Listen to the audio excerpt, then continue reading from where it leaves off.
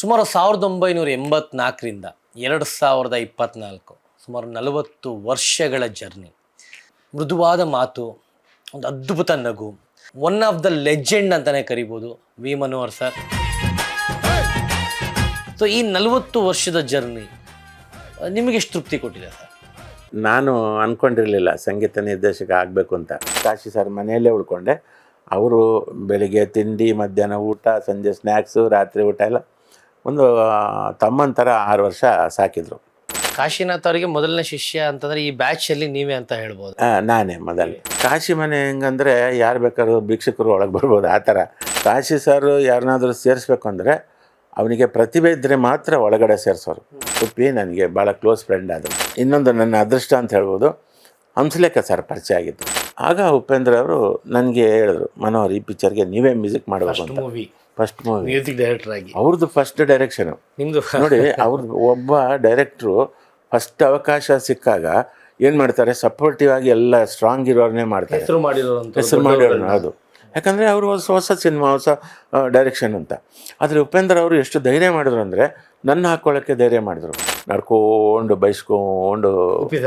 ಹೌದು, ಹಾಡು ಬರೆಯೋಕ್ಕೆ ನಾನು ಉಪೇಂದ್ರ ಎಲ್ಲ ಕೂತಿದ್ವಿ.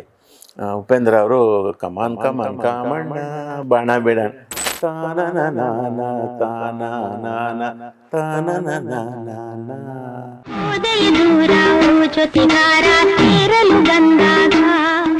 ಕಷ್ಟಪಟ್ಟು ತಗೊಂಡಿರೋ ಚಿನ್ನನ ಕಡಿಮೆ ಬೆಲೆಗೆ ಮಾರೋಕ್ಕಾಗತ್ತಾ? ಒಳ್ಳೆ ಬೆಲೆ ಸಿಗೋ ಕಡೆ ಮಾರ್ಬೇಕು. ಇಷ್ಟು ಕಡಿಮೆ ಚಿನ್ನಕ್ಕೆ ಅಧಿಕ ಬೆಲೆ ಕೊಡೋದು ಅಭಯ ಗೋಲ್ಡ್ ಬಯರ್ಸ್ ಮಾತ್ರ. ಹಾಯ್, ಹಲೋ, ನಮಸ್ತೆ, ನಮಸ್ಕಾರ ಸ್ನೇಹಿತರೆ. ನೀವು ನೋಡ್ತಾ ಇದ್ದೀರಾ ಸ್ಪೀಡ್ ಪ್ಲಸ್ ಕರ್ನಾಟಕ. ನಾನು ನಿಮ್ಮ ಸಂದೀಪ್. ಸುಮಾರು 1984ರಿಂದ 2024 ಸುಮಾರು 40 ವರ್ಷಗಳ ಜರ್ನಿ.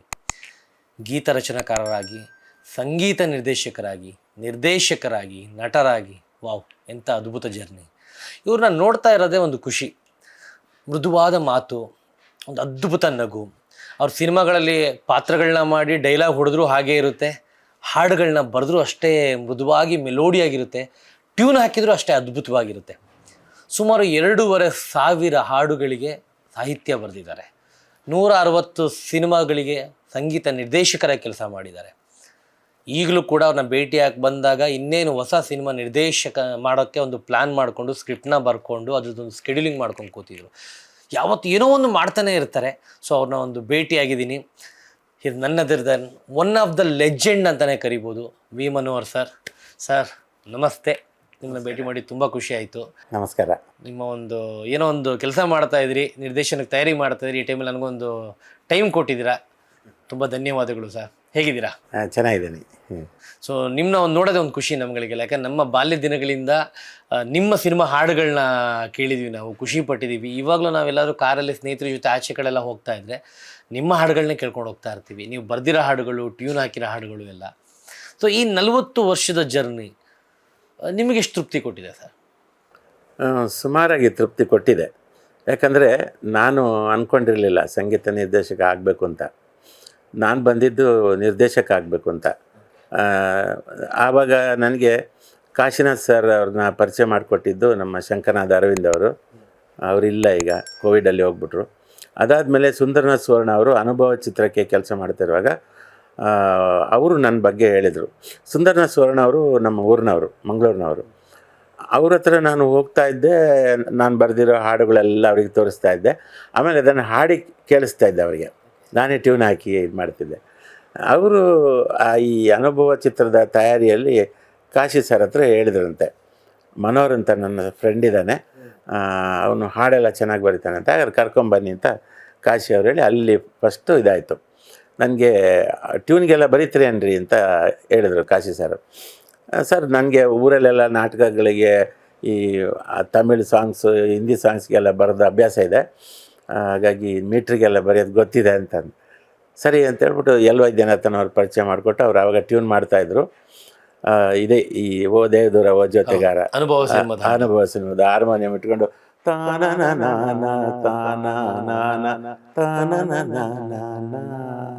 ಅಂತ. ಅದಕ್ಕೆ ನಾನು ತತ್ಕಾರಕ್ಕೆ ಬರ್ಕೊಂಡೆ, ತಾನನ ನಾನ ತಾನ ನಾನ ತಾನನ ನಾನ. ಸೊ ಇದಕ್ಕೆ ಕಾಶಿ ಸರ್ ಕತೆ ಎಕ್ಸ್ಪ್ಲೈನ್ ಮಾಡಿದ್ರು. ಈ ಥರ ಹುಡುಗಿ ಹುಡುಗಾಟಿಗೆ ಅವಳಿಗೆ, ಆಮೇಲೆ ಇವನು ಅವಳ ಹತ್ರ ಹೋದಾಗ ಅವಳು ನೆಗ್ಲೆಕ್ಟ್ ಮಾಡ್ತಾಳೆ, ನೆಕ್ಸ್ಟು ಅವಳಿಗೆ ಅರ್ಥ ಆದಾಗ ಇವನು ದೂರ ಹೋಗ್ತಾನೆ, ಇದು ಸಬ್ಜೆಕ್ಟ್ ಅಂತ ಅಷ್ಟು ಹೇಳಿದಾಗ ಅದನ್ನೇ ನಾನು ಬರೆದ್ಬಿಟ್ಟೆ, ಓದೇ ದೂರ ಜೊತೆಗಾರ ಸೇರಲು ಬಂದಾಗ ಅಂತ. ಅಲ್ಲಿಂದ ಸ್ಟಾರ್ಟ್ ಆಯಿತು ಬರವಣಿಗೆ. ಆ ಚಿತ್ರದ 2 ಹಾಡು ನನ್ನ ಕೈಲೇ ಬರೆಸಿದ್ರು ಕಾಶಿ ಸರ್. ಅಲ್ಲಿಂದ ಕಾಶಿ ಸರ್ ನನಗೆ ಆತ್ಮೀಯರಾದರು. ಅವರ ಮನೆಯಲ್ಲೇ ಉಳ್ಕೊಂಡೆ. ಅವರ ಮನೆ ಅವ್ರ ಜೊತೆಯಲ್ಲೇ ಅಲ್ಲಿ ಮನೆ ಮತ್ತು ಮೇಲೆ ಒಂದು ರೂಮ್ ಕೊಟ್ಟಿದ್ರು ನಮಗೆ ಜಯನಗರದಲ್ಲಿ. ನಾನು ಮತ್ತು ಡಾಕ್ಟರ್ ಜನಾರ್ದನ್ ನಾಯ್ಡು ಅಂತ ಒಬ್ಬರಿದ್ದರು, ಮತ್ತು ಗೊಟ್ಟಿಗೆರೆ ನಾಗರಾಜ್ ಅಂತ ಒಬ್ಬರಿದ್ದರು ಅಸೋಸಿಯೇಟು. ಸೊ ನಾವೆಲ್ಲ ಅಲ್ಲಿ ಇರ್ತಿದ್ವಿ. ಆಮೇಲೆ ಅವರು ಅನುಭವ ಅನಾಮಿಕಲ್ ಆದಮೇಲೆ ಅವರು ಇರಲಿಲ್ಲ, ನಾನು ಒಬ್ಬನೇ ಇದ್ದೆ ಅಲ್ಲಿ. ಅದು ಅಷ್ಟೊತ್ತಿಗಾಗಲೇ ನನ್ನ ತಂದೆ ನನ್ನ ಬಾಲ್ಯದಲ್ಲೇ ತೀರ್ಕೊಂಡಿದ್ದರು. ಅದು ತುಂಬ ಕಷ್ಟದ ಜೀವನ ಬಾಲ್ಯ. ನಮ್ಮ ಅಕ್ಕ ಒಬ್ಬಳಿದ್ಲು, ಅವಳು 2016 ಅವಳು ಹೋಗ್ಬಿಟ್ಲು. ಬಟ್ ಅವಳು ನಮ್ಮ ಇಷ್ಟ ಇದ್ವಿ. 3 ಜನ ಬೆಂಗಳೂರಿಗೆ ಬಂದ ಮೇಲೆ ಅಮ್ಮ ಬೆಂಗಳೂರಲ್ಲಿ ಹೋಗ್ಬಿಟ್ರು. ಸೊ ಹೀಗಾಗಿ ನಾನು ಸ್ವತಂತ್ರವಾಗಿ ಇದ್ದೆ, ನನಗೆ ಎಲ್ಲಿ ಯಾವುದೋ ಒಂದು ಕಮಿಟ್ಮೆಂಟ್ ಏನಿರಲಿಲ್ಲ. ಹಾಗಾಗಿ ಕಾಶಿ ಸರ್ ಮನೆಯಲ್ಲೇ ಉಳ್ಕೊಂಡೆ. ಅವರು ಬೆಳಿಗ್ಗೆ ತಿಂಡಿ, ಮಧ್ಯಾಹ್ನ ಊಟ, ಸಂಜೆ ಸ್ನ್ಯಾಕ್ಸು, ರಾತ್ರಿ ಊಟ ಎಲ್ಲ ಒಂದು ತಮ್ಮನ ಥರ 6 ವರ್ಷ ಸಾಕಿದರು. ಅವ್ರ ಜೊತೆ ಡಿಸ್ಕಸ್ ಮಾಡೋದು ಅಂತ. ಆ ಟೈಮಲ್ಲಿ ನನಗೆ ಇದು ಅನಂತರ ಸಿನಿಮಾದ ತಯಾರಿ ನಡೀತಾ ಇತ್ತು. ನಾವೆಲ್ಲ ಡಿಸ್ಕಸ್ ಎಲ್ಲ ಮಾಡ್ತಾ ಇರುವಾಗ ಉಪೇಂದ್ರ ಒಂದು ದಿವಸ ಬಂದು ಅವ್ರದ್ದೊಂದು ಕ್ಯಾಸೆಟ್ ಕೊಟ್ಟರು. ಉಪೇಂದ್ರ ಅವ್ರು ನಿಮಗೆ ಪರಿಚಯ ಆಗಿದ್ದು ಕಾಶಿನಾಥ್ ಅವ್ರ ಮನೆಯಲ್ಲಿ? ಹೌದು, ಈ ಅನಂತರ ತಯಾರಿಯಲ್ಲಿ. ಅವರು ಅನುಭವ ಟೈಮಲ್ಲಿ ಅವ್ರು ಇರಲಿಲ್ಲ? ಇಲ್ಲ, ಅವರು ಕಾಲೇಜಿಗೆ ಹೋಗ್ತಾಯಿದ್ರು. ಇಲ್ಲ ಅವರು ಆಗ 10th ಅನಿಸುತ್ತೆ. ಕಾಶಿನಾಥ್ ಅವರಿಗೆ ಮೊದಲನೇ ಶಿಷ್ಯ ಅಂತಂದರೆ ಈ ಬ್ಯಾಚಲ್ಲಿ ನೀವೇ ಅಂತ ಹೇಳ್ಬೋದು? ನಾನೇ ಮೊದಲು. ಅಲ್ಲ, ನನಗಿಂತ ಸೀನಿಯರು ಸುನಿಲ್ ಕುಮಾರ್ ದೇಸಾಯಿ ಅವರು. ಅನುಭವಕ್ಕೆ ಎಲ್ಲ ಮಾಡ್ತಿದ್ರು ಕೆಲಸ, ಪೋಸ್ಟರ್ ಬರೆಯೋದು, ಮತ್ತು poster design, slide design, paper design, ಮತ್ತು ಅಸಿಸ್ಟೆಂಟ್ ಡೈರೆಕ್ಟ್ರು ಎಲ್ಲ ಕೆಲಸ ಮಾಡ್ತಿದ್ರು ದೇಸಾಯಿ. ಅದು ನನಗೆ ವರ್ಗಾವಣೆ ಆಯಿತು. ಅದೇ ಕೆಲಸ ನಾನು ಮಾಡೋಕ್ಕೆ ಶುರು ಮಾಡಿದೆ. ಪೋಸ್ಟರ್ ಡಿಸೈನು, ಮತ್ತು ಪೇಪರ್ ಡಿಸೈನು, ಸ್ಲೈಡು, ಆಮೇಲೆ ಕ್ಲ್ಯಾಪು ಎಲ್ಲ ನಾನು ಕಾಶಿ ಸರ್ ಫಿಲ್ಮಿಗೆ ಇದು ಮಾಡಿದೆ. ಸೊ ಅನಂತರ ಟೈಮಲ್ಲಿ ಉಪೇಂದ್ರ ಅವಾಗ ಕಾಲೇಜಿಗೆ ಹೋಗ್ತಾಯಿದ್ರು. ಅವರು ನಮ್ಗೆ ಯಾರಿಗೂ ಪರಿಚಯ ಇಲ್ಲ. ಬಂದರು ಕಾಶಿ ಸರ್ ಹತ್ರ. ಕಾಶಿ ಮನೆ ಹೆಂಗಂದರೆ ಯಾರು ಬೇಕಾದ್ರೂ ಭಿಕ್ಷುಕರು ಒಳಗೆ ಬರ್ಬೋದು, ಆ ಥರ. ಅವರು ಬಿಟ್ಟು ಏನು ಸಮಾಚಾರ ಎಲ್ಲ ಕೇಳ್ತಿದ್ರು. ಆಮೇಲೆ ಸಿನಿಮಾದಲ್ಲಿ ವರ್ಕ್ ಮಾಡಬೇಕು ಅಂದಾಗ ಏನು ಓದಿದ್ಯಾ, ಏನು ಟ್ಯಾಲೆಂಟ್ ಇದೆ ನಿನಗೆ, ಅದೆಲ್ಲ ಟೆಸ್ಟ್ ಮಾಡೋರು. ಕಾಶಿ ಸರ್ ಯಾರನ್ನಾದರೂ ಸೇರಿಸ್ಬೇಕು ಅಂದರೆ ಅವನಿಗೆ ಪ್ರತಿಭೆ ಇದ್ದರೆ ಮಾತ್ರ ಒಳಗಡೆ ಸೇರಿಸೋರು. ಇಲ್ಲಾಂದರೆ ಅವರು ಬೇಡಪ್ಪ ನೋಡಿ ಹೇಳ್ತೀನಿ ಮುಂದಕ್ಕೆ ಅಂತ ಆ ಥರ. ಸೊ ಉಪೇಂದ್ರ ಅವರು ಒಂದು ಕ್ಯಾಸೆಟ್ ಕೊಟ್ಟರು. ಅಂದರೆ ಅವ್ರು ರೆಕಾರ್ಡ್ ಮಾಡ್ಕೊಂಬಂದಿದ್ದು. ಮನೆಯಲ್ಲೇ ಕೂತ್ಕೊಂಡು ಫ್ರೆಂಡ್ಸ್ ಎಲ್ಲ ಸೇರಿಕೊಂಡು ಒಂದು ಟೇಪ್ ರೆಕಾರ್ಡ್ರು ಆನ್ ಮಾಡಿ ರೆಕಾರ್ಡ್ ಮಾಡ್ಕೊಂಡು ಒಂದು ಡ್ರಾಮಾ, ಕಾಮಿಡಿ ನಾಟಕ ಯಮಲೋಕದಲ್ಲಿ. ಬರೀ ವಾಯ್ಸ್ ಅಷ್ಟೇ. ಯಮಲೋಕದಲ್ಲಿ ರಾಜಕಾರಣಿ ಅಂತ. ತುಂಬ ರಾಜಕಾರಣಿ. ಹೌದು, ಅವತ್ತಿನ ಕಾಲಕ್ಕೆ ರಾಜಕಾರಣಿ. ಸೊ ತಮಾಷೆಯಾಗಿತ್ತು ಅದು. ನಾವೆಲ್ಲ ನಕ್ಕು ಆಮೇಲೆ ಈ ಹುಡುಗನ್ನ ಅಸಿಸ್ಟೆಂಟಾಗಿ ಕೆಲಸಕ್ಕೆ ವರ್ಕ್ ಮಾಡೋಕ್ಕೆ ಹೇಳೋಣ ಅಂತ ಕಾಶಿ ಸರ್ ಹೇಳಿದ್ರು. ಆಯಿತು ಸರ್ ಅಂತ. ಆವಾಗ ಫೋನೆಲ್ಲ ಇರಲಿಲ್ಲ. ಇನ್ನೊಂದು ಸಲ ಒಪ್ಪಿ ಬರುವಾಗಲೇ ಕಾಯ್ಬೇಕಾಯ್ತು ನಾವು, ಫೋನ್ ಇಲ್ಲಲ್ಲ. ಮತ್ತೆ ಒಂದು 2 ದಿನ ಬಿಟ್ಟು ಉಪೇಂದ್ರ ಅವರು ಬಂದದ್ದು ಯಾಕಂತಂದರೆ ಸರ್ ಕ್ಯಾಸೆಟ್ ಕೇಳಿದಿರಾ ಅಂತ. ಕ್ಯಾಸೆಟ್ ಚೆನ್ನಾಗಿ ಮಾಡಿದ್ಯಾ, ಇದು ವರ್ಕ್ ಮಾಡ್ತೀಯಾ ಸಿನಿಮಾಕ್ಕೆ ಅಂತ. ಸರ್ ನಾನು ಕಾಲೇಜಿಗೆ ಹೋಗ್ತಿದ್ದೀನಿ, ಸಂಜೆ 4 ಗಂಟೆ ಮೇಲೆ ಬರ್ಬೋದಾ ಅಂತ. ಕಾಶಿ ಸರ್ ಹೇಳಿದ ಆಯಿತು ಅಂತ, ಅಪ್ರೆಂಟಿಸ್ ಥರ. ಸೊ ಅನಂತರ ಸ್ಟಾರ್ಟ್ ಆದಮೇಲೆ, ಶೂಟಿಂಗ್ ಸ್ಟಾರ್ಟ್ ಆದಮೇಲೆ ಉಪ್ಪಿ ನನಗೆ ಭಾಳ ಕ್ಲೋಸ್ ಫ್ರೆಂಡ್ ಆದರು. ಆವಾಗ ನಾನು ಅವ್ರ ಹತ್ರ ನಾನು ಮಾಡಿರೋ ಹಾಡುಗಳನ್ನೆಲ್ಲ ಅವರಿಗೆ ನನಗೆ ಕಂಪೋಸ್ ಮಾಡ್ತಿದ್ದೆ, ನಾನು ಅದಕ್ಕೆ ಬರೀತಿದ್ದೆ, ಅದೆಲ್ಲ ಇವ್ರ ಹತ್ರ ಎಲ್ಲ ಹೇಳ್ತಿದ್ದೆ. ಅದು ನನ್ನ ಉದ್ದೇಶ ನಾನು ಮ್ಯೂಸಿಕ್ ಡೈರೆಕ್ಟರ್ ಆಗಬೇಕು ಅಂತ ಅಲ್ವೇ ಅಲ್ಲ, ನನ್ನ ಖುಷಿಗೆ ಒಂದೇನು. ಆ ವಿಷಯ ನೀವು ಕಾಶಿನಾಥ್ ಸರ್ಗೂ ಹೇಳಿದ್ರ ನೀವು? ಕಾಶಿ ಸರ್ಗೂ ಅವರಿಗೂ ಗೊತ್ತಿತ್ತು. ಸೊ ಉಪೇಂದ್ರ ಅವರೆಲ್ಲ ಕೇಳಿ ಅವರು ಏನೋ ಲೆಕ್ಕಾಚಾರ ಹಾಕಿದರು. ನೆಕ್ಸ್ಟ್ ನಾನೇನು ಮಾಡಿದೆ, ಆವಾಗ LN ಶಾಸ್ತ್ರಿ ಅವರು ನನ್ನ ರೂಮ್ಮೇಟ್ ಆಗಿದ್ದರು. ಅಲ್ಲಿ ಅನಂತರಾಮಾಂತರದಲ್ಲಿ ನನಗೆ ಇನ್ನೊಂದು ಒಂದು ಅನುಭವ ಮತ್ತು ಇನ್ನೊಂದು ನನ್ನ ಅದೃಷ್ಟ ಅಂತ ಹೇಳ್ಬೋದು, ಹಂಸಲೇಖ ಸರ್ ಪರಿಚಯ ಆಗಿತ್ತು. ಓಕೆ. ಅನಂತರಕ್ಕೆ ಹಂಸಲೇಖ ಸರ್ ಸಂಗೀತ. ಸೊ ಅಲ್ಲಿ ನಾವು ಹಾಡು ಬರೆಯೋಕ್ಕೆ ನಾನು ಉಪೇಂದ್ರ ಎಲ್ಲ ಕೂತಿದ್ವಿ. ಉಪೇಂದ್ರ ಅವರು ಕಮಾನ್ ಕಮಾನ್ ಕಾಮಣ್ಣ ಬಾಣ ಬೇಡ ಅದು ಬರೆದ್ರು. ಆ ಪಿಕ್ಚರ್ಗೆ ಅದರಲ್ಲಿ ಮನ್ಮಥನ ಪಾತ್ರ ಅವರೇ ಮಾಡಿದರು. ಆಮೇಲೆ ಹಂಸಲೇಖ ಸರ್ ನನಗೆ ರೆಕಾರ್ಡಿಂಗ್ ಅಂದ್ರೆ ಅದು ಅವರೇ ಇಷ್ಟಪಟ್ಟು ಕೇಳಿರೋದ ಅಥವಾ ಹೇಗೆ ಅದು ಸರ್ ಪಾತ್ರ? ಇಲ್ಲ, ಕಾಶಿ ಅವರು ಡಿಸೈಡ್ ಮಾಡಿದ್ದು ಮನ್ಮಥನ ಪಾತ್ರಕ್ಕೆ ಇವನ್ನೇ ಹಾಕೋಣ ಅಂತ. ಹೇಗಿತ್ತು ಉಪ್ಪಿ ಸರ್ ರಿಯಾಕ್ಷನ್? ಅವ್ರಿಗೆ ಆಕ್ಟಿಂಗ್ ಮಾಡೋ ಆಸೆ ಇತ್ತು ಇತ್ತು ಆ್ಯಕ್ಟಿಂಗ್ ಆಸೆ ಇತ್ತು ಅವರಿಗೆ. ಅವರು ಕಾಲೇಜಲ್ಲಿ ಡ್ರಾಮಾದಲ್ಲೆಲ್ಲ ಮಾಡಿದ್ರಂತೆ. ಕಾಲೇಜಲ್ಲಿ ಸ್ಕಿಟ್ಗಳೆಲ್ಲ ಮಾಡಿಕೊಂಡು ಮಾಡ್ತಿದ್ರಂತೆ. ಹಾಗಾಗಿ ಅವರಿಗೆ ಇದು ಖುಷಿ ಆಯಿತು ಅವರಿಗೆ. ಅವರೆಲ್ಲ ಮಾಡಿದರು. ಆಮೇಲೆ ನಾನು ಶಾಸ್ತ್ರಿ ಸೇರಿಕೊಂಡು ಓ ಕುಸುಮ ಬಾಲೆ ಅಂತ ಒಂದು ಆಲ್ಬಮ್ ಮಾಡಿದರು. ಆ ಆಲ್ಬಮ್ಮು ಉಪ್ಪಿಗೆ ಕೊಟ್ಟೆ. ಅವರು ಕೇಳಿದರು, ಕೇಳಿ ಇಷ್ಟಪಟ್ಟರು. ಕಾಶಿ ಅವರು ಇಷ್ಟಪಟ್ಟರು. ಸೊ ಅದಾದಮೇಲೆ ಅವರಿಗೆ ತರಲೆ ನನ್ನ ಮಗ ಸಿನಿಮಾಕ್ಕೆ ಡೈರೆಕ್ಷನ್ಗೆ ಅವಕಾಶ ಬಂತು. ಆವಾಗ ಫಸ್ಟ್ ಶೆಡ್ಯೂಲಲ್ಲಿ ನಾನು ಅಸಿಸ್ಟೆಂಟ್ ಡೈರೆಕ್ಟ್ರಾಗಿ ಕೆಲಸ ಮಾಡಿದೆ. ಸೆಕೆಂಡ್ ಶೆಡ್ಯೂಲು ಗ್ಯಾಪಲ್ಲಿ ಕಂಪೋಸಿಂಗ್ ಮಾಡಬೇಕು ಅಂತ ಒಂದು ಇದಿತ್ತು. ಆವಾಗ ಮ್ಯೂಸಿಕ್ ಡೈರೆಕ್ಟ್ರು ತಮಿಳ್ನವರು ಇದ್ದರು. ಅವರು ಅಷ್ಟೊತ್ತಿಗಾಗಲೇ ಟಾಪ್ಗೆ ಹೋಗಿದ್ದರು. ಸೊ ಅವ್ರನ್ನ ಮತ್ತೆ ಹಿಡಿಯೋದು ಕಷ್ಟ, ಇಲ್ಲಿ ಯಾರ ಹತ್ರ ಅದು ಮಾಡಿಸೋಣ ಅಂತ ಅಂದಾಗ ಉಪೇಂದ್ರ ಅವರು ಹೇಳಿದ್ರೆ ನಮ್ಮ ಮನೋರು ಮಾಡ್ತಾರೆ, ಒಂದು ಕ್ಯಾಸೆಟ್ ಮಾಡಿದ್ದಾರೆ ಅಂದಾಗ ಅವರು ಪ್ರೊಡ್ಯೂಸರ್ ಆವಾಗ ಎಂ ಬಿ ಬಾಬು, ಅಂದರೆ ನಮ್ಮ ಸೂರಪ್ಪ ಬಾಬು ಅವರು, ಮತ್ತು ಇದು ರಾಮಸ್ವಾಮಿ ಆರ್ ಎಸ್ ಗೌಡರು ಮತ್ತು ಸೂರಪ್ಪ ಬಾಬು ಅವರು ಪ್ರೊಡ್ಯೂಸರ್ಸ್. ಅದಕ್ಕೆ ಇನ್ನೊಬ್ಬರು ಮಂಜು ಅಂತಿದ್ರು. ಸೊ ಅವ್ರು ಹೇಳಿದ್ರು ನಿನ್ನ ಧೈರ್ಯಪ್ಪ ನೋಡು ಅಂತ. ಆಗ ಉಪೇಂದ್ರ ಅವರು ನನಗೆ ಹೇಳಿದ್ರು, ಮನೋಹರ್ ಈ ಪಿಕ್ಚರ್ಗೆ ನೀವೇ ಮ್ಯೂಸಿಕ್ ಮಾಡಬೇಕು ಅಂತ. ಫಸ್ಟ್ ಮೂವಿ ಮ್ಯೂಸಿಕ್ ಡೈರೆಕ್ಟರ್ ಆಗಿ ಅವ್ರದ್ದು ಫಸ್ಟ್ ಡೈರೆಕ್ಷನು ನಿಮ್ಮದು ನೋಡಿ. ಅವ್ರದ್ದು ಒಬ್ಬ ಡೈರೆಕ್ಟ್ರು ಫಸ್ಟ್ ಅವಕಾಶ ಸಿಕ್ಕಾಗ ಏನು ಮಾಡ್ತಾರೆ, ಸಪೋರ್ಟಿವ್ ಆಗಿ ಎಲ್ಲ ಸ್ಟ್ರಾಂಗ್ ಇರೋರನ್ನೇ ಮಾಡ್ತಾರೆ, ಹೆಸರು ಮಾಡಿರೋರು. ಅದು ಯಾಕಂದರೆ ಅವರು ಹೊಸ ಸಿನಿಮಾ, ಹೊಸ ಡೈರೆಕ್ಷನ್ ಅಂತ. ಆದರೆ ಉಪೇಂದ್ರ ಅವರು ಎಷ್ಟು ಧೈರ್ಯ ಮಾಡಿದ್ರು ಅಂದರೆ ನನ್ನ ಹಾಕ್ಕೊಳ್ಳೋಕ್ಕೆ ಧೈರ್ಯ ಮಾಡಿದ್ರು. ನಾನು ಹೇಳಿದೆ ನನಗೆ ಸಂಗೀತ ಎಲ್ಲ ಗೊತ್ತಿಲ್ಲ, ಸ್ವರ ಎಲ್ಲ ಕಲ್ತಿಲ್ಲ, ಮತ್ತು ನನಗೆ ಅದು ಮ್ಯೂಸಿಕ್ ಡೈರೆಕ್ಟರ್ ಆಗೋ ಉದ್ದೇಶವೂ ಇಲ್ಲ, ಇದೇನೋ ಖುಷಿಗೆ ಮಾಡಿದ್ದೀನಿ ಓ ಕುಸುಮ ಬಾಲೆ, ಬೇಡ ಉಪ್ಪಿ ಅಂತಂದರೆ ತುಂಬ ಬೈದರು ನನಗೆ. ಒಂದು ಬಹುಶಃ ರಾತ್ರಿ ಇಡೀ ಬೈದರು ಅವರು. ನಾವು ಕಾಶಿ ಮನೆಯಿಂದ ಗಾಂಧಿ ಬಜಾರು, ಅಲ್ಲಿಂದ ಕಾವೇರಿ ನಗರ, ಇಲ್ಲಿ ಬನಶಂಕರಿ ಸೆಕೆಂಡ್ ಸ್ಟೇಜು ನಡ್ಕೊಂಡು ಬೈಸ್ಕೊಂಡು, ಹೌದು ನೀವು ಒಂದು ಸಿನಿಮಾ ಬಂತ ಅವಕಾಶ, ಅದಕ್ಕೆ ನನ್ನ ಮಾತು ಕೇಳಿಲ್ಲ ನೀವು, ಬೇರೆನೋ ಮಾಡೋಕ್ಕೆ ಹೋದ್ರಿ, ಹಾಗೆ ಇವಾಗ ಬಂದ ಅವಕಾಶ ಬಿಡ್ತೀರಿ ನೀವು, ಹಾಗೆ ಸರಿಯಪ್ಪ ಆಯಿತು ಮಾಡೋಣ ಅಂತ. ಸೊ ಮಾರನೇ ದಿವಸದಿಂದ ಕಂಪೋಸರ್ ಭಯದಲ್ಲೇ ಇಷ್ಟ ಇಲ್ದಿರೋ ಮನ್ಸಲ್ಲಿ ಒಪ್ಕೊಂಡಿರೋದು. ಹೌದು ಸಂಧ್ಯಾ ಲಾಡ್ಜಲ್ಲಿ ರೂಮ್ ಹಾಕಿ ಆಯಿತು. ಉಪ್ಪಿ, ನಾನು, ಎಲ್ ಎನ್ ಶಾಸ್ತ್ರಿ, ಮುರಳಿ ಮೋಹನ್ ಅಂತ ಅವರು ಉಪ್ಪಿ ಕ್ಲಾಸ್ಮೇಟ್ ಅವರು. ಆಮೇಲೆ ಡೋಲಕ್ ಜೆರಾಲ್ಡ್ ಅಂತ, ಅವರು ಈಗ ಸರಿಗಮಪದಲ್ಲಿ ತುಂಬ ನುಡಿಸ್ತಾರೆ. ಸೊ ಇಷ್ಟು ಜನ ಸೇರಿಕೊಂಡು ನಮಗೇನೇನು ತೋಚುತ್ತೋ ನಾನು ಟ್ಯೂನ್ ಮಾಡೋದು, ಉಪ್ಪಿ ಅದಕ್ಕೆ ಏನೋ ಡಮ್ಮಿ ಲೈನ್ಸ್ ಬರೆಯೋದು, ಮತ್ತು ನಾನು ಟ್ರೈ ಮಾಡೋದು, ಮುರಳಿ ಮೋಹನ ಬರೆಯೋದು, ಹಾಡೋದೆಲ್ಲ ಒಟ್ಟು ತರಲೆ ಮಾಡಿದ್ವಿ. ಅದರಲ್ಲಿ ಸಿಲೆಕ್ಟ್ ಮಾಡಿ ರೆಕಾರ್ಡಿಂಗು ಮಾಡಬೇಕು. ನಮಗೇನೇನು ತೋಚುತ್ತೋ ನಾನು ಟ್ಯೂನ್ ಮಾಡೋದು, ಉಪ್ಪಿ ಅದಕ್ಕೆ ಏನೋ ಡಮ್ಮಿ ಲೈನ್ಸ್ ಬರೆಯೋದು, ಮತ್ತು ನಾನು ಟ್ರೈ ಮಾಡೋದು, ಮುರಳಿ ಮೋಹನ ಬರೆಯೋದು, ಹಾಡೋದೆಲ್ಲ ಒಟ್ಟು ತರಲೆ ಮಾಡಿದ್ವಿ. ಅದರಲ್ಲಿ ಸಿಲೆಕ್ಟ್ ಮಾಡಿ ರೆಕಾರ್ಡಿಂಗು ಮಾಡಬೇಕು.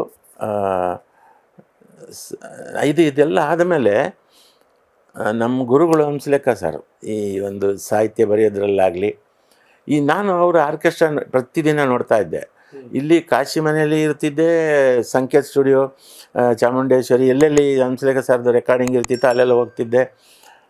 ಸೊ ನನ್ನ ಕಂಡ್ರೆ ಅವರಿಗೆ ತುಂಬ ಪ್ರೀತಿ, ನನಗೂ ಸಾಂಗ್ ಬರೆಯೋಕ್ಕೆಲ್ಲ ಕೊಡ್ತಿದ್ರು. ಈ ವಿಷಯ ಹೇಳಿದೆ ಅವರಿಗೆ, ಸರ್ ನನಗೆ ಒಂದು ಮ್ಯೂಸಿಕ್ ಡೈರೆಕ್ಷನ್ ಮಾಡೋ ಅವಕಾಶ ಬಂತು ಅಂತ. ತಕ್ಷಣ ಅವರು ಪ್ರೊಡ್ಯೂಸರ್ ಯಾರು, ಸ್ಟ್ರಾಂಗ್ ಇದ್ದಾರಾ ಅಂತ. ಸರ್ ಇದೆ ಆರ್ ಎಸ್ ಗೌಡ್ರು ಮತ್ತು ಎಂ ಬಿ ಬಾಬು, ಸರಿ ಅವ್ರು ಮಾಡ್ತಾರೆ ಅಂತೇಳ್ಬಿಟ್ಟು ನಾನು ಹೆಗಲ ಮೇಲೆ ಹಿಂಗೆ ಕೈ ಹಾಕ್ಕೊಂಡು ಸೀದಾ ಅಲ್ಲೆಲ್ಲ ಆರ್ಕೆಸ್ಟ್ರಾದವರು ಇದ್ದರು.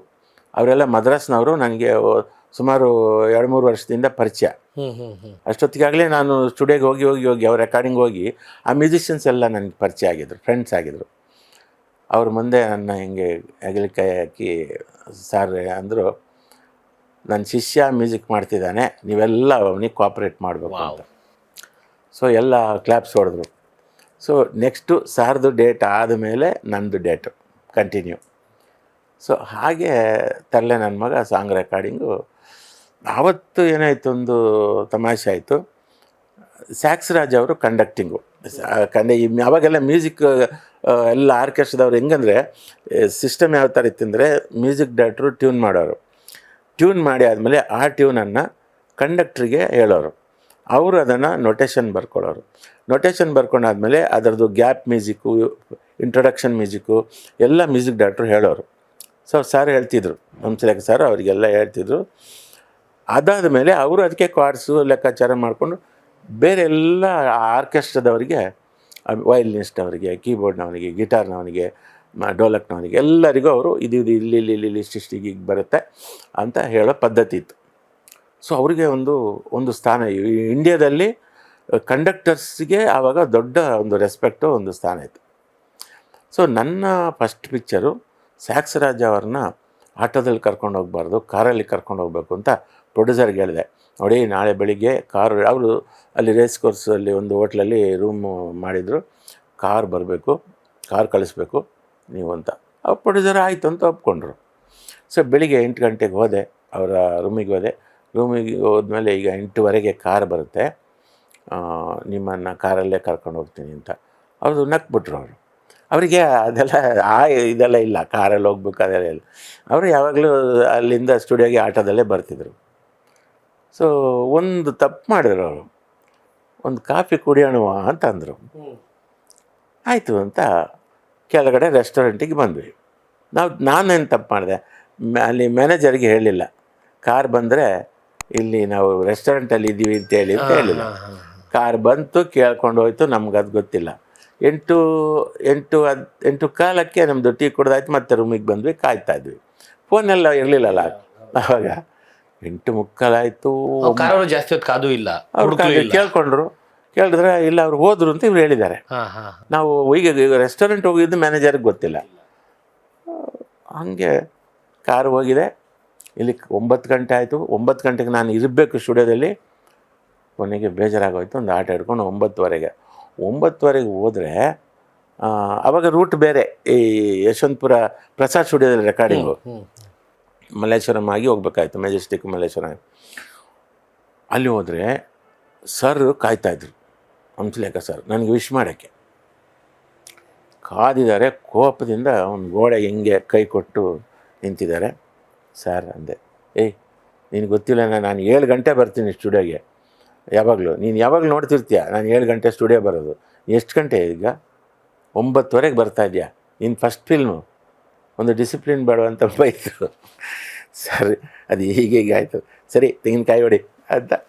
ಸೊ ಅಲ್ಲಿ ಆ ಥರ ಆಯಿತು, ತಮಾಷೆಯಾಗಿ ಆಯಿತು.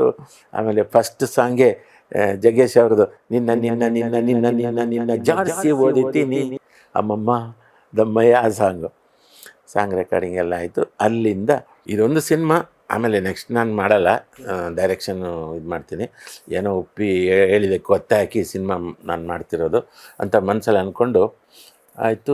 ಬಟ್ ನಿಮ್ಮ ಮ್ಯೂಸಿಕ್ ಎಲ್ಲ ಮಾಡಿದ್ಮೇಲೆ ತರಲೆ ನನ್ನ ಮಗ ಔಟ್ಪುಟ್ ಬಂದಮೇಲೂ ಹೀಗೆ ಅನಿಸುತ್ತಾ ನಿಮಗೆ, ಸಾಕಪ್ಪ ನಂಗೆ ಮತ್ತೆ ನಾನಿಲ್ಲ ಡೈರೆಕ್ಷನೇ ಮಾಡಬೇಕು, ಇದು ಬೇಡ ನನಗೆ? ಹಾಗೇ ಇತ್ತು. ಹೌದಾ? ಅಂದರೆ ಡೈರೆಕ್ಷನ್ ಬಗ್ಗೆ ಅಷ್ಟು ತೀವ್ರವಾದ ಒಂದು ತುಡಿತ, ಗುರಿ ಇದ್ದಿದ್ದು ಅದೇ. ಈ ಸಾಂಗ್ಸ್ ಎಲ್ಲ ಹೆಂಗಂತಂದರೆ, ನನ್ನ ಸಿನಿಮಾ ನಾನು ಡೈರೆಕ್ಷನ್ ಮಾಡುವಾಗ ಮ್ಯೂಸಿಕ್ ಡೈರೆಕ್ಟ್ರಿಗೆ ಹೇಳೋದು, ಸರ್ ಈ ಟ್ಯೂನು ಇದು ಯೂಸ್ ಮಾಡಿ ಅಂತ ಈ ಥರ ಇತ್ತಷ್ಟೇ. ಅದೇನಾಯಿತು, ತರಲೆ ನನ್ನ ಮಗ ಸೂಪರ್ ಹಿಟ್ ಆಯಿತು. ಅದಾದಮೇಲೆ ಜಗ್ಗೇಶ್ ಅವರಿಗೆ ನನ್ನ ಬಗ್ಗೆ ಕಾನ್ಫಿಡೆನ್ಸ್ ಬಂತು.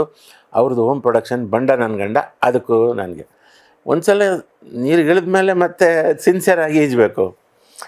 ಸೊ ಅದಕ್ಕೆ ಸಾಂಗ್ ಮಾಡಿದ್ದು ಅಂತಿಂತ ಗಂಡು ನಾನಲ್ಲ, ಅದು ಹಿಟ್ಟಾಯಿತು. ಸೊ ಇದೇನಾಯಿತು, ನನಗೆ ಫುಲ್ ಟೈಟ್ ಆಗ್ತಾ ಹೋಯಿತು ಮ್ಯೂಸಿಕ್ಕು. ಡೈರೆಕ್ಷನ್ ಕೇಳ್ತಾ ಇದ್ರೆ ಬರೀ ಮ್ಯೂಸಿಕ್ ಡೈರೆಕ್ಷನ್ ಬರ್ತಾ ಇದೆ. Full busy ಆಗಿಬಿಟ್ಟೆ. ಗೆಜ್ಜೆನ ಅದಾಯಿತು, ಅಣ್ಣವ್ರಿಗೆ ಅದು ಇಷ್ಟ ಆಯಿತು. ಸೊ ಅಲ್ಲಿಂದ ನಂತರ ಈ ಜನ್ಮ ಜೋಡಿ ಒಂದು ಟರ್ನಿಂಗ್ ಪಾಯಿಂಟ್. ಜನ್ಮ ಜೋಡಿ ಅಣ್ಣವ್ರ ಬ್ಯಾನರಲ್ಲಿ, ಹೌದು, ಮೊದಲನೇ ಸಿನಿಮಾ. ನನಗೆ ತುಂಬ ಭಯ ಇತ್ತು, ಯಾಕಂದರೆ ಅಣ್ಣವ್ರ ಬ್ಯಾನರಲ್ಲಿ Rajan Nagendra, T G Lingappa, G K Venkatesh, Upendra Kumar, M Rangarao ಎಲ್ಲರೂ ಮಾಡಿದ್ದಾರೆ.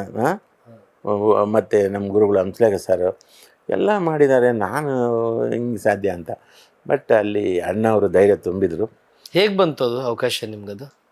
ಯಾರ ಕಡೆಯಿಂದ ಮೊದಲು ಬಂದಿದ್ದು ಜನ್ಮದ ಅದು ಆ್ಯಕ್ಚುಲಿ ನಮ್ಮ ಗುರುಗಳು ಮಾಡಬೇಕಾಯ್ತು ಸರ್.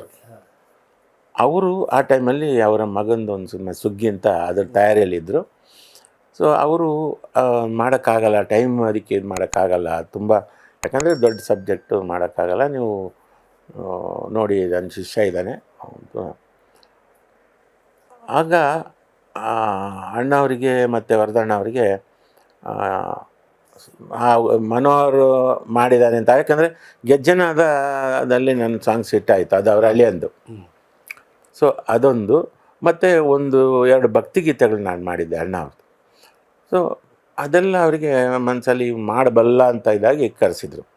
ಇದು ಹಳ್ಳಿ ಸಬ್ಜೆಕ್ಟ್ ಅಲ್ವಾ, ನೋಡೋಣ ಫೋಕ್ಸ್ ಸ್ವಲ್ಪ ಮಾಡ್ಬೋದು, ಸರಳವಾಗಿರುತ್ತೆ ಅಂತ. ಹಾಗೆ ಆಯಿತು, ಮಾತುಕತೆ ಆಯಿತು. ನನಗೆ ನಾಗಾಭರಣ ಅವರು ಕತೆ ಹೇಳಿದರು. ಕತೆ ಹೇಳಿದಾಗ ಅವರ ಆಫೀಸ್ಗೆ ಕರ್ಕೊಂಡೋಗಿ ನಾನೆಲ್ಲ ನೋಟ್ ಮಾಡಿಕೊಂಡು ಒಂದು 12 ಸಾಂಗ್ಸಿಗೆ ನಾನು ಪ್ಲ್ಯಾನ್ ಮಾಡಿಕೊಂಡೆ. ಭರಣ ಸರ್ ಹತ್ರ ಹೇಳಿದೆ, ಸರ್ ಇದರಲ್ಲಿ 12 ಸಾಂಗ್ಸ್ ಮಾಡ್ಬೋದು ಅಂತ. ಏನು ರೀ ನಿಮ್ಮ ಸಾಂಗ್ಸೇ ನಾವು ಮಾಡಬೇಕಾ, ನಮ್ಮ ಡೈಲಾಗ್ ವರ್ಷನ್ ಮಾಡೋದು ಬೇಡವಾ ಅಂತ. ಆಗಲ್ಲ, 6 ಸಾಂಗ್ಸ್ ಅಷ್ಟೇ ನಿಮಗೆ ಸ್ಯಾಂಕ್ಷನು ಅಂತ. ಆಯಿತು ಅಂತ ಸುಮ್ಮನೆ ಆಗ್ಬಿಟ್ಟೆ ನಾನು. 6 ಸಾಂಗ್ಸು ಮಾರನೇ ದಿನ ಪ್ರಿಪೇರ್ ಮಾಡ್ಕೊಂಡು ಹೋದೆ. ಆಮೇಲೆ ನನಗೆ ಅಲ್ಲಿ ಕೂತಿದ್ದೆ, ಎದುರುಗಡೆ ಅಣ್ಣವ್ರು ಕೂತಿದ್ದರು ಅವ್ರ ಮನೆಯಲ್ಲಿ, ಅಣ್ಣವ್ರ ಮನೆಯಲ್ಲಿ. ಆವಾಗ ಆ ಮನೆ ಈಗ ಇಲ್ಲ. ಸೊ ಅಲ್ಲಿ ಕೂತಾಗ ನನಗೆ ಈ ಕಡೆ ಎಲ್ ಎನ್ ಶಾಸ್ತ್ರಿ, ಈ ಕಡೆ ಡೋಲಕ್ ಶೇಖರು. ನನಗೊಂದು ಟ್ಯೂನ್ ಬಂತು, ಇವನ್ಯಾರ ಮಗನು ಹಿಂಗವನಲ್ಲ ಅಂತ. ಹಿಂದಿನ ದಿವಸ ಶಿವಣ್ಣ ನೋಡಿ ಆ ಹುಡುಗಿ ಇದು ಮಾಡೋದು, ಅವಳು ನೋಡಿ ಇವನು ಇದು ಮಾಡೋದು, ಈ ಥರ. ಅದು ಭರಣ ಸರ್ ಸಿಚುವೇಶನ್ ಹೇಳಿದರು. ಸೊ ಅದಕ್ಕೆ ಫಸ್ಟ್ ಲೈನ್ ವಿತ್ ಟ್ಯೂನು ನನಗೆ ಬಂತದು, ಒಂದು ಲೈನ್ ಬಂತು. ಆಗ ಅಣ್ಣ ಅವರು ಚೆನ್ನಾಗಿದೆ ಮುಂದುವರಿಸಿ ಅಂತಂದರು. ಹಾಂ ಸರಿ ಅಂತ ಪಲ್ಲವಿ ಮಾಡಿ ಶಾಸ್ತ್ರಿ ಇದನ್ನು ಹಾಡಿ ತೋರಿಸಿದ್ರು. ಆಯ್ತು ಅಂತ ಇನ್ನೊಂದು ಟ್ಯೂನ್ ಮಾಡಿದೆ. ಇನ್ನೊಂದು ಟ್ಯೂನ್ ಮಾಡ್ತಾ ಹೋದಾಗ ಅಣ್ಣವ್ರು ಕೇಳಿದ್ರು, ವರದಣ್ಣ ಅಣ್ಣವ್ರು ಇಬ್ಬರು ಇದ್ದರು, ಇದು ಯಾವುದಕ್ಕೆ ಅಂತ.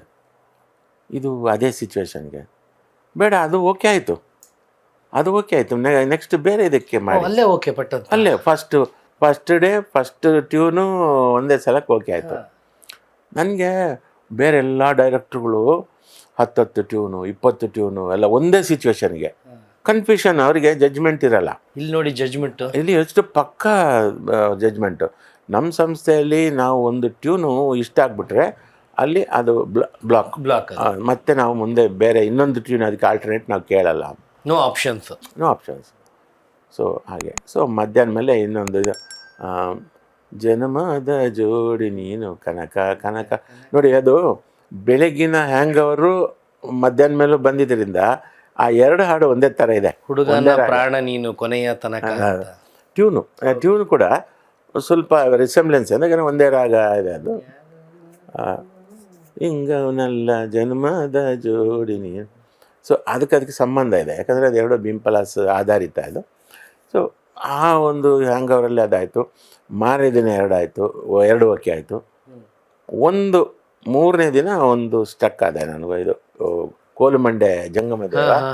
ಆ ಸಿಚುವೇಶನ್ಗೆ ಅತ್ಯದ್ಭುತ ಹಿಟ್. ಹೌದು, ಅದಕ್ಕೆ ಬೇರೆ ಟ್ಯೂನ್ ಮಾಡಿದ್ದೆ. ಬೇರೆ ಟ್ಯೂನ್ ಮಾಡಿದ್ರೆ ಈ ಅಣ್ಣವರು ಎಂಥ ದೊಡ್ಡ ವ್ಯಕ್ತಿ ಅಂತಂದರೆ, ಅವರಿಗೆ ಇಷ್ಟ ಆಗಿಲ್ಲ ಟ್ಯೂನ್ ಅಂತಂದರೆ ಇಷ್ಟ ಆಗಿಲ್ಲ ಅಂತ ಹೇಳ್ತಾ ಇರಲಿಲ್ಲ. ಸುಮ್ಮನೆ ಒಂದು ಸ್ಮೈಲು. ನಾವು ಗುಬ್ಬಿ ಕಂಪ್ನಿಯಲ್ಲಿ ಇದ್ದಾಗ ನಮ್ಮ ಅಪ್ಪಾಜಿ ಒಂದು ಸನ್ನಿವೇಶ ಹೀಗೆ ಅಲ್ಲಿಂದ ಶುರು ಮಾಡೋರು. ಕೆಲವು ರಾಗಗಳೆಲ್ಲ ಹೇಳೋರು, ಇಂಡೈರೆಕ್ಟ್ ಆಗಿ ಇನ್ನೂ ಬೆಟರ್ ಮಾಡಿ ಅನ್ನೋ ಥರ ಹೇಳೋರು. ಬಾಯ್ ಬಿಟ್ಟು ಕರೆಕ್ಟಾಗಿ ಇದು ಬೇಡ ಅಂತ ಹೇಳ್ತಿರ್ಲಿಲ್ಲ, ಎಲ್ಲಿ ಬೇಜಾರ ಮಾಡ್ಕೊಂಡ್ಬಿಡ್ತಾರೋ. ಹೌದು, ನಾವು ಅರ್ಥ ಮಾಡ್ಕೋಬೇಕು. ಅಣ್ಣವರು ಎಂಥ ದೊಡ್ಡ ವ್ಯಕ್ತಿ ಅಂತಂದರೆ, ಅವರಿಗೆ ಇಷ್ಟ ಆಗಿಲ್ಲ ಟ್ಯೂನ್ ಅಂತಂದರೆ ಇಷ್ಟ ಆಗಿಲ್ಲ ಅಂತ ಹೇಳ್ತಾ ಇರಲಿಲ್ಲ. ಸುಮ್ಮನೆ ಒಂದು ಸ್ಮೈಲು. ನಾವು ಗುಬ್ಬಿ ಕಂಪ್ನಿಯಲ್ಲಿ ಇದ್ದಾಗ ನಮ್ಮ ಅಪ್ಪಾಜಿ ಒಂದು ಸನ್ನಿವೇಶ ಹೀಗೆ ಅಲ್ಲಿಂದ ಶುರು ಮಾಡೋರು. ಕೆಲವು ರಾಗಗಳೆಲ್ಲ ಹೇಳೋರು, ಇಂಡೈರೆಕ್ಟ್ ಆಗಿ ಇನ್ನೂ ಬೆಟರ್ ಮಾಡಿ ಅನ್ನೋ ಥರ ಹೇಳೋರು.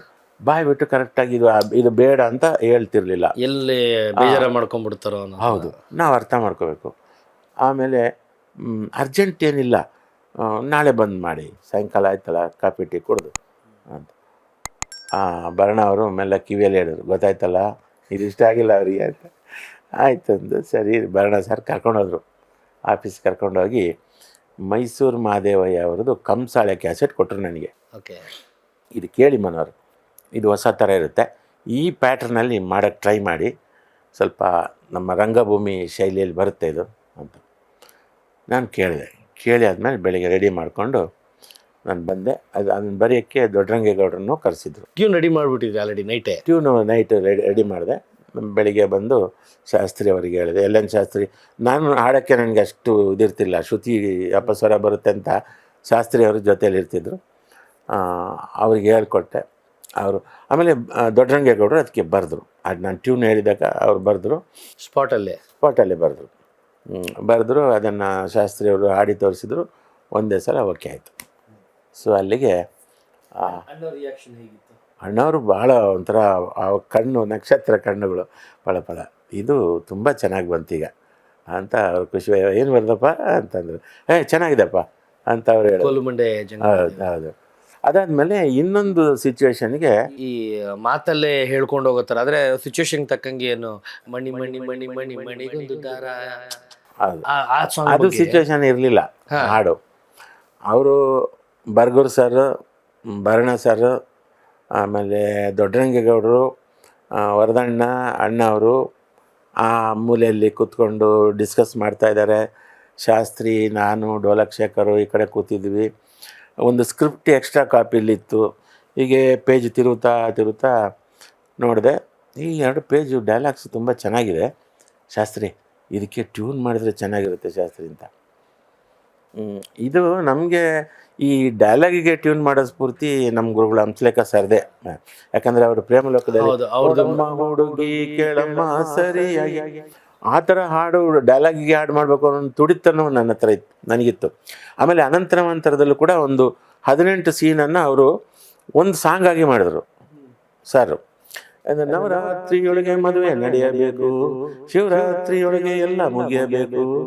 ಅಲ್ಲಿ ನೋಡಿ, ಆ ಹಾಡಲ್ಲಿ ಸಾರದೊಂದು ಬಂಡ ಧೈರ್ಯ ಅಂದರೆ ನನ್ನ ಕೈಲಿ ಆಡಿಸಿದ್ರು. ಅದರಲ್ಲಿ ಹುಡುಗಿ ಬರ್ತಾ ಇದೆ ಅಂತ ಅರವಿಂದ್ ಅವರಿಗೆ. ಸೊ ಸಾರು ಅಷ್ಟೇ, ಅವರಿಗೆ ಇಂಥವರೇ ಆಗಬೇಕು ಅಂತಿಲ್ಲ. ಅಲ್ಲಿ ಯಾರು ಇವನ್ ಈ ಕಾಮಿಡಿ ಸಿಚುವೇಶನ್ಗೆ ಇವನ ಕೈಲಿ ಆಡ್ಸೋಣ ಅಂತ ಮನಸ್ಸಿಗೆ ಬಂದರೆ ಆಡ್ಸೋರು ಆ ಥರ. ಸೊ ಆ ಒಂದು ಸ್ಫೂರ್ತಿ ನನಗೆ ಈ ಡೈಲಾಗ್ಗೆ ಟ್ಯೂನು ಮಾಡಿದ್ರೆ. ಅದು ಅಲ್ಲಿ ವರದಣ್ಣ ಗಮನಿಸಿದರು. ಏನಾದ್ರು ಹೊಡಿತಾ ಅಂದರು. ಸರ್, ಇದು 2 ಪೇಜು ಸುಮ್ಮನೆ ಡೈಲಾಗ್ ಆಗಿ ಹೋಗುತ್ತೆ, ಇದಕ್ಕೆ ಟ್ಯೂನ್ ಮಾಡಿದರೆ ಚೆನ್ನಾಗಿರುತ್ತೆ ಅಂತ. ಹೌದಾ, ಹೇಗೆ? ನಮಗೆ 1 ಗಂಟೆ ಟೈಮ್ ಕೊಡಿ, ನಾವು ಅದನ್ನು ಟ್ಯೂನ್ ರೆಡಿ ಮಾಡಿ ನಿಮಗೆ ಕೇಳಿಸ್ತೀವಿ ಅಂತ. ಆಯ್ತು ಮಾಡಿ ಅಂತ.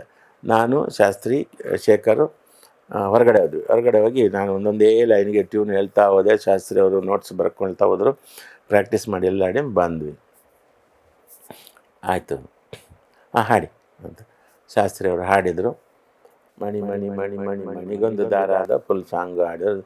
ತಾನಿ ತಂದಾನದಲ್ಲ ಎಲ್ಲ ಡೈಲಾಗ್ಸ್ ಎಲ್ಲ ಹಾಡಿ ಆದಮೇಲೆ ಯಾರೂ ಏನು ಮಾತಾಡಲಿಲ್ಲ. ನನಗೆ ಒಂಥರ ಬೇಜಾರಾಯಿತು, ನಂದು ಅಧಿಕ ಪ್ರಸಂಗ ಇದು ಅಂತ. ಆಮೇಲೆ ವರದಣ್ಣ ಅವರು, ಇದು ಚೆನ್ನಾಗಿದೆ, ಆದರೆ ಉದ್ದ ಆಗಲಿಲ್ವಾ ಅಂತ. ಯಾಕಂದರೆ ಬರೀ ಡೈಲಾಗನ್ನು ಹೇಗೆ ತೆಗಿಯೋದು, ಅದು ಬರೀ ಗಾಡಿಯಲ್ಲಿ ಹೋಗ್ತಾ ಇರೋದು ಹೇಗೆ.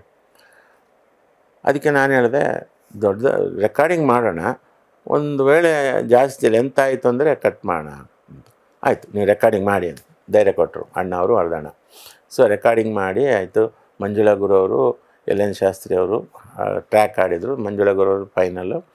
ಆಮೇಲೆ ಶಿವಣ್ಣ ಮತ್ತು ಗೌರಿಶಂಕರು ಬಂದರು, ಕ್ಯಾಮ್ರಾಮ್ಯಾನ್ ಗೌರಿಶಂಕರ್. ಅವರು ಬಂದಾಗ ಸಾಂಗ್ ಕೇಳಿದರು. ಕೇಳಿ ಆದಮೇಲೆ ವರದಣ್ಣ, ಏನಪ್ಪ ಇದು ಉದ್ದಾಗಲಿಲ್ವಾ ಸಾಂಗು ಅಂತಂದರು. ಆಗ ಶಿವಣ್ಣ ಅವರು ಹೇಳಿದ್ರು,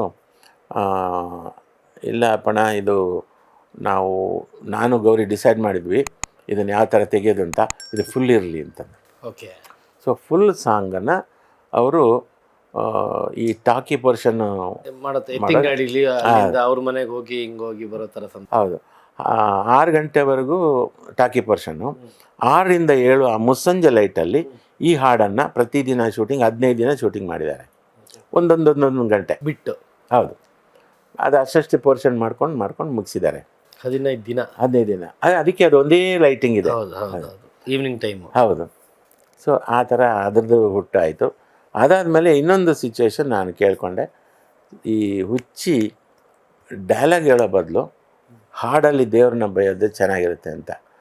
ಅಷ್ಟೊತ್ತಿಗೆ ಆಗಲೇ ಇದೆಲ್ಲ ಓಕೆ ಆಗಿತ್ತಲ್ಲ, ವರದಪ್ಪ ಅವ್ರು ನಕ್ಬಿಟ್ಟು ಮಾಡಿ ಇಷ್ಟೊಂದು ಮಾಡಿದೆಲ್ಲ ಸರಿಯಾಗಿದೆ, ಅಪ್ರೂವಲ್ ಹೌದು, ಮಾಡಿ ಕೇಳೋಣ ಅಂತ ಅಂದರು.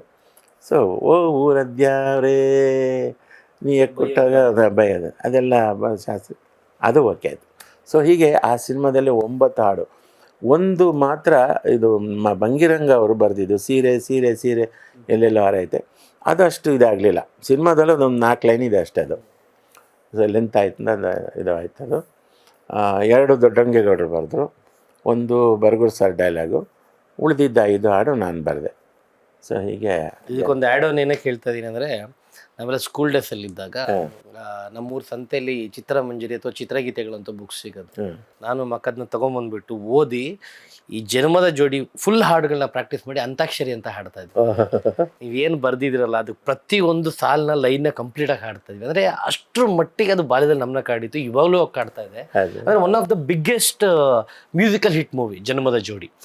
ಸಿನಿಮಾ ಕತೆ ಪರ್ಫಾರ್ಮೆನ್ಸ್ ಜೊತೆಗೆ ನಿಮ್ಮ ಮ್ಯೂಸಿಕ್ ಮೇನ್ ಹೀರೋ ಆಗಿತ್ತು ಆ ಸಿನಿಮಾಕ್ಕೆ.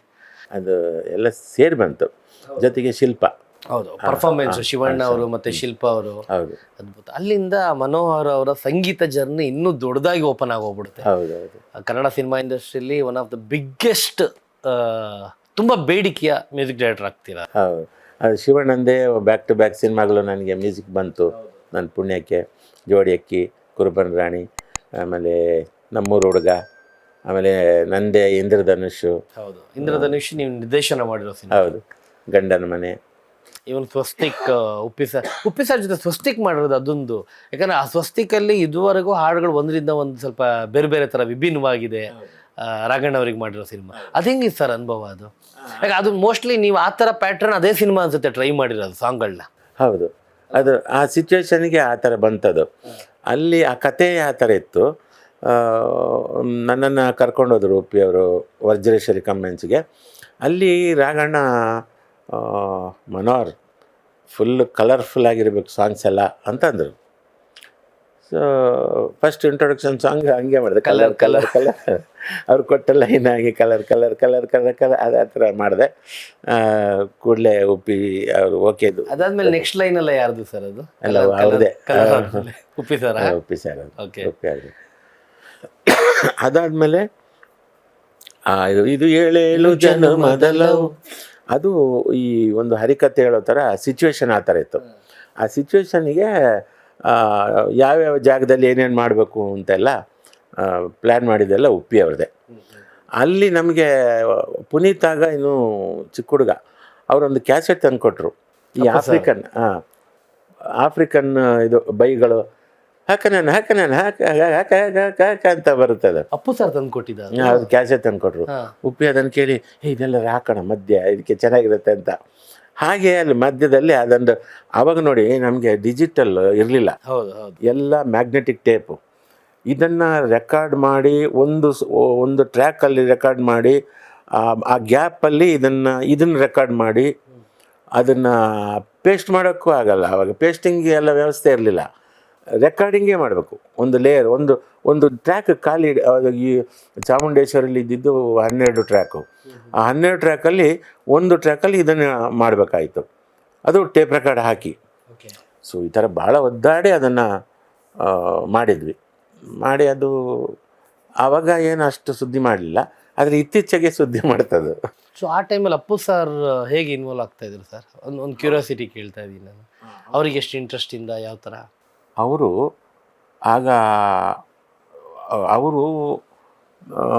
ಆ ಕಡೆ ಈಗ ಒಂದು ಟೀನೇಜಲ್ಲಿ ಇದ್ದರು. ಆಗ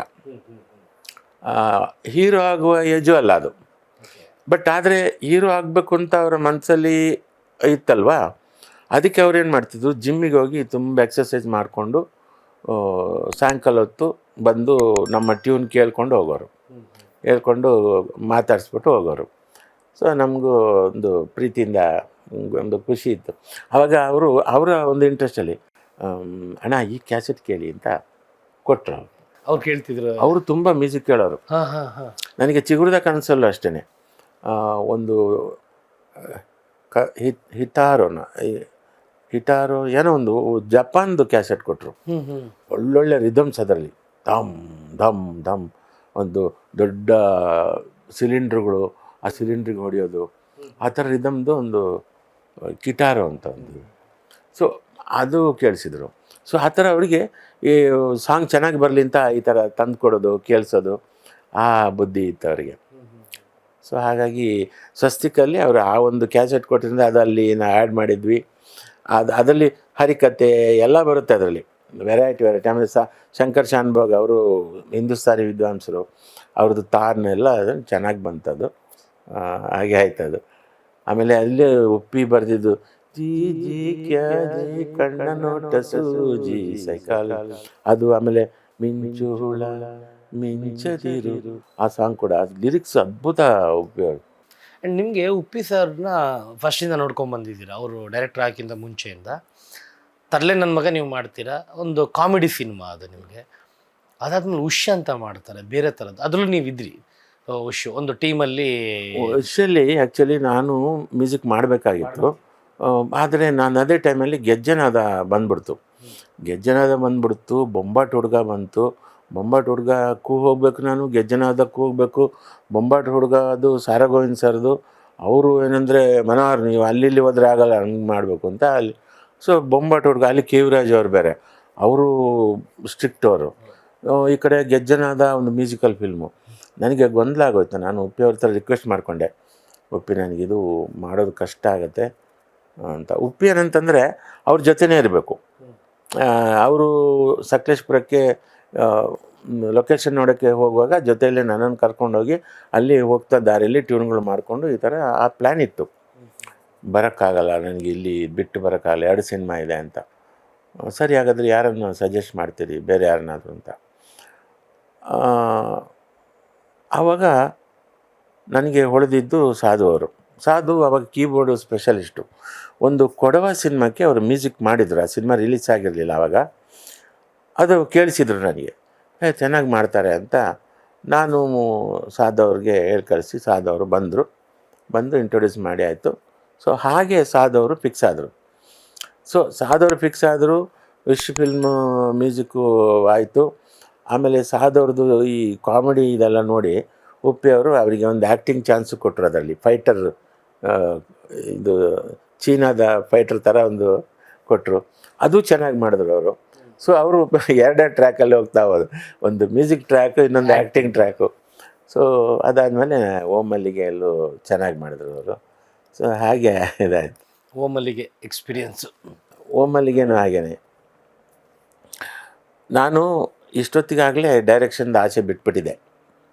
ಜನ್ಮ ಜೋಡಿ ಆಯಿತು, ಜೋಡಿ ಹಾಕಿದ್ವಿ, ಬರೀ ಮ್ಯೂಸಿಕ್ಕು. ಇನ್ನೂ ನನಗೆ ಡೈರೆಕ್ಷನ್ ಮಾಡೋ ಯೋಗ ಇಲ್ಲ ಅಂದ್ಬಿಟ್ಟು ಅದರ ಆಸೆನೇ ಬಿಟ್ಟಿದ್ದೆ. ಆ ಟೈಮಲ್ಲಿ ನನ್ನ ಫ್ರೆಂಡು ರಮೇಶ್ ರಾವ್ ಅಂತ, ಅವ್ರು ಆಮೇಲೆ ಯಕ್ಷ ಅಂತ ಸಿನಿಮಾ ಡೈರೆಕ್ಷನ್ ಮಾಡಿದರು. ಅವರು ಆಗ ಲಿರಿಕ್ಸ್ ಬರಿತಾಯಿದ್ರು. ನನ್ನ ಸಿನಿಮಾಕ್ಕೆ ತುಂಬ ಲಿರಿಕ್ಸ್ ಬರೆದಿದ್ರು ಅವರು. ಅವ್ರು ಬಂದು ಹೇಳಿದ್ರು, ಈ ಥರ ಪಲ್ಲವಿ ಪ್ರಕಾಶ್ ಅಂತ ಒಬ್ಬರು ಪ್ರೊಡ್ಯೂಸರು ನಿಮ್ಮ ಕೈಲಿ ಡೈರೆಕ್ಷನ್ ಮಾಡಿಸ್ಬೇಕು ಅಂತ ಇದ್ದಾರೆ ಅಂತ.